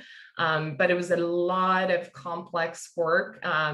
One of the design engineers was talking about it as if it's to design a ship in a bottle. It was truly trying to create the tiniest possible product. And at some point, it got so tiny that we had to 3D print these massive versions of it so we could even see all the details in physical form. So you can see that big earbud someone is holding there up in the corner. I think it's a pretty fun prototype. But creating something that ultimately looks really simple is incredibly complex. And I love this shot. It's just a phone picture that I took of one of the brainstorms with our engineering teams to try to enable some pretty advanced things and to achieve our design intent. So with that, I wanted to transition into a few of the lessons learned in the process of designing technology that people want to wear and put in their homes that express the Google brand. So first, I wanted to start with this idea of sharing the same image in your head. I love this illustration of 2 people sitting around a room and saying, we should build a house. Yes, I agree. And then you're both picturing 2 completely different houses. And as designers, I believe it's our role to really reduce that ambiguity as fast as possible in a project so you can really go into solving the real problems and make beautiful, useful things. And I think I mentioned this earlier with the snow analogy, but that really resonated with our internal teams in terms of trying to picture what we were trying to achieve with the technology. And then that snow design language expanded to our entire portfolio, as you can see in this family picture. The second insight, I would say, and this is probably familiar to folks, but if I have to explain what I do to non-designers, I come to love to say we rehearse the future to inform the present. And of course, this comes to life through model making, sketches, manifestos. In some cases, we even make fake news articles to kind of try to rehearse what is that future that we're aiming for going to look like. And I think someone really smart once said the best way to predict the future is to create it. And to me, this describes the role of designer in one sentence. And yeah, this is just a bit of a visualization of that idea. And the way this comes to life in our process is multitude of ways, but this is a snapshot of the color, material, and finish studio. And while we do make mood boards digitally, we mostly actually rely on physical objects and inspiration objects to inform our color, material, and finish choices. So every designer on the team, I would say pre-pandemic, would go for an inspiration trip. So you get once a year, and the only requirement is that you would bring back something that inspired you. So by now we have a great library of cool things in the office, and they're all in different drawers. And one of the drawers is called organic. And this is my favorite one because you'd never know what you're gonna scent when you open that drawer. So it's a pretty fun process to really move from digital to physical. Another physical method that I personally use to explore some of the colorways is I actually paint my fingernails in some of the more out there colors that we're trying to do. And as a means to kind of really truly see that color in different lighting conditions throughout the day, and then really test whether it's a color that stands the test of time and to gain confidence in that. So I wouldn't say this is like an official process, but it's just something that I personally find really useful in my day-to-day work. And then this is another beautiful illustration of how, this idea of really, rehearsing the future through a variety of prototypes, and they all don't have to be super high fidelity. In some cases is about taking some pieces of clay and squeezing them and trying a bunch of different prototyping methods that ultimately leads to, in this case, this gaming controller that was applauded as one of the most comfortable controllers to hold. And then to the third piece that I love, which is very much related to the previous points, but this idea of thinking in action and really embracing serendipity. So just using different means of prototyping. This is from a sketch session as we were working on the next generation Wi-Fi. And then doing a bunch of prototypes and not being precious about it and involving folks early. And this was a fun process when we're designing the Nest Hub. And then as we were showing some of these prototypes, the team was saying, well, that looks bulky, heavy, retro, where do I even put it? So when people describe your designs as a cinder block, it's time to revisit the idea. So we created this different kind of prototype where we took foam core board, where you can write on it in different sizes and ask people to take it into their homes and draw on it to share with us what they wanted to do with it. And that really helped us land on a much smaller, sleeker design that feels familiar in the home. And then the last one I wanted to share was this idea of kind of exploring the boundaries to make sure that you're not only anchoring on your first idea or the direction that you want to go to, but that you're open to new possibilities. So we have this very simple framework of restyle, reconsider, and reinvent. So when we're designing new products, we always try to make sure that we have designs that fit into these different buckets to really make sure we're pushing ourselves, to try to do both very ambitious new things as well as things where, marrying the new and the old. And then in some cases, it's the best idea to take an idea and just tweak it a little bit, and that is the right approach. So here's just a snapshot of the process of designing the Nest Wi-Fi product. where we took it in a lot of different directions. We had everything from cylinders to spheres to fabric objects. It was all over the place, but it really helped us land in the right balance. And sometimes it's as simple as doing these size studies. I think you could see how the height increases to the point where it falls off the page and I had to cut it off because it got so ugly. But really also with engineering, exploring where are our boundaries and being open to looking at that physically. And then as a part of this framework too, I like to approach things with the lens of turning challenges into opportunities.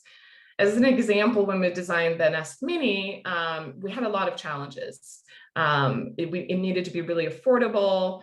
We definitely wanted to be cautious about privacy concerns. And then of course, traditionally tech objects had looked not very nice in the home. So to turn those specific ones into opportunities, something, to achieve a low cost, we could lean into simplicity. To acknowledge the privacy issues, we wanted to create a very clear switch to let the user decide whether they wanted the mics on or off. And then this idea of appearance, we embrace that as an opportunity to fit into the home. And then here are some examples of the explorations in the final product, in its context. And then I would say the last thing I wanted to leave you with is my favorite quote of all times. And I read it every morning because it's a reminder of not only how to work on your products and how important it is for the design work, but also how you work with people. I've learned that people will forget what you said, people will forget what you did, but people will never forget how you made them feel, by Maya Angelou. So with that, that's all I had in my presentation. And yeah, thank you very much.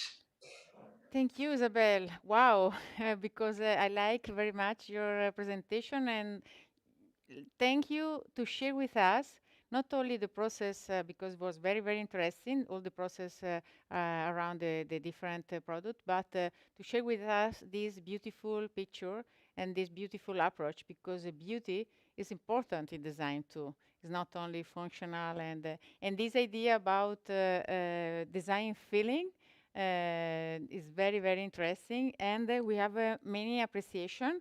We have a lot of questions, okay, but I have to select some questions, okay. First of all, I would like read you just a message, okay. Hello, Isabelle. I like you and your team approaching to measure feeling of users.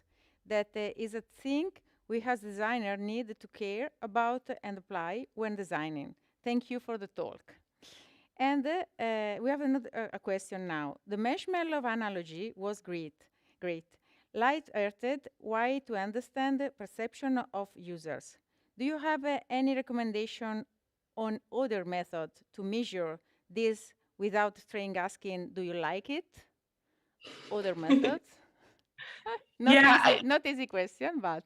No, it is a great question, and it's top of mind for me every day. And I think we're continuing to explore different methodologies that move away from this traditional data approach where you just ask people if they like it or not. So I think we're just working on expansions of making sure we put things in front of people at an early stage and kind of lose our ego a little bit and hear from them. I think there's a brilliant person, Martin Neumeyer, he said, your brand isn't what you say it is, it's what they say it is.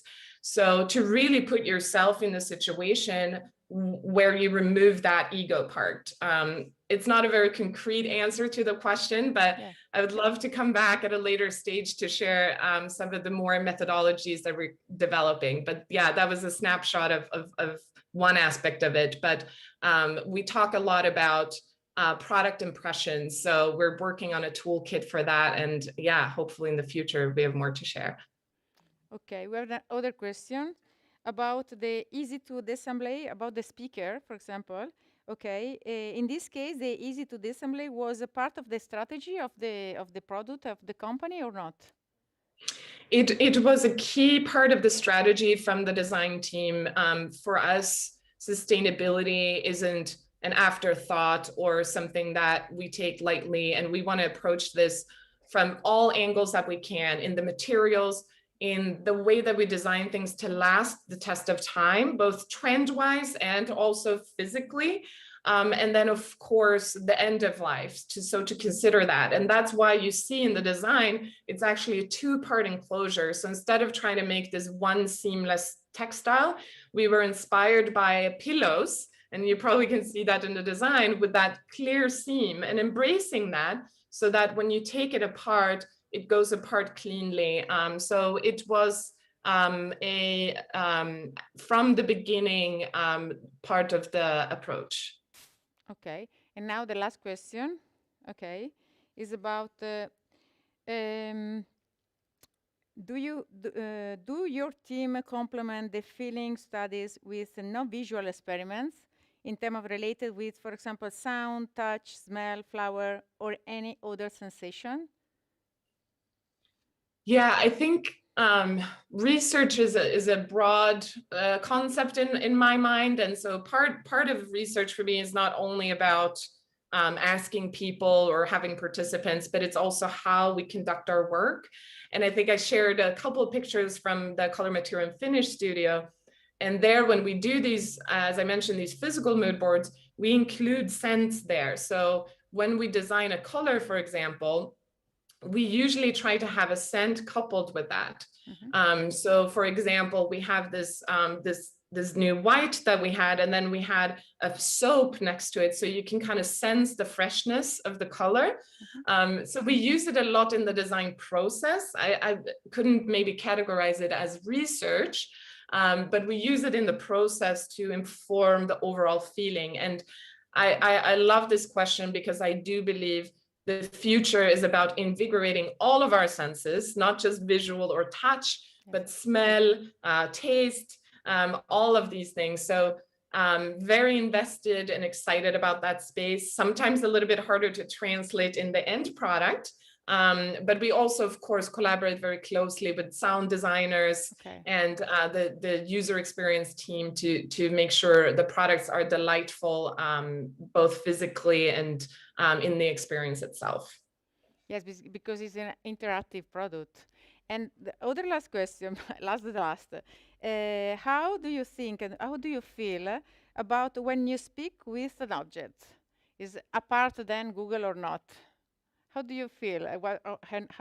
What do you think?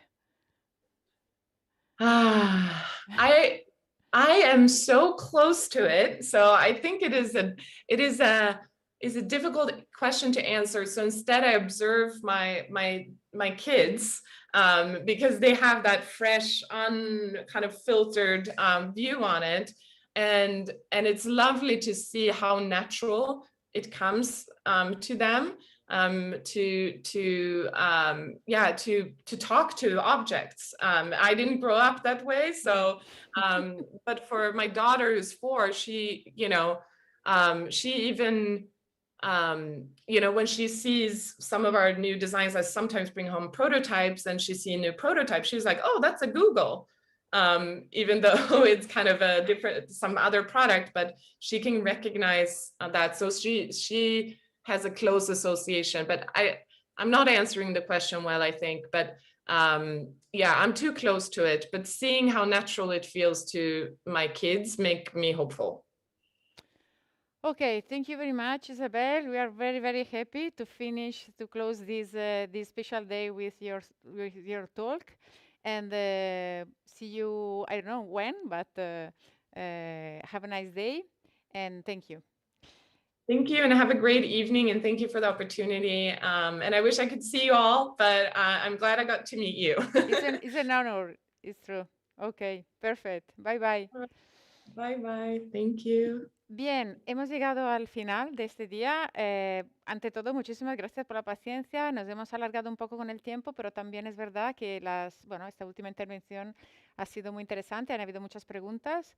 Yo simplemente recordar que mañana seguimos. Empezaremos a las 9:45 con Institute of Postnatural Studies, que se conectarán desde Madrid para explicarnos su nueva visión sobre la ecología, la nueva ecología, digamos.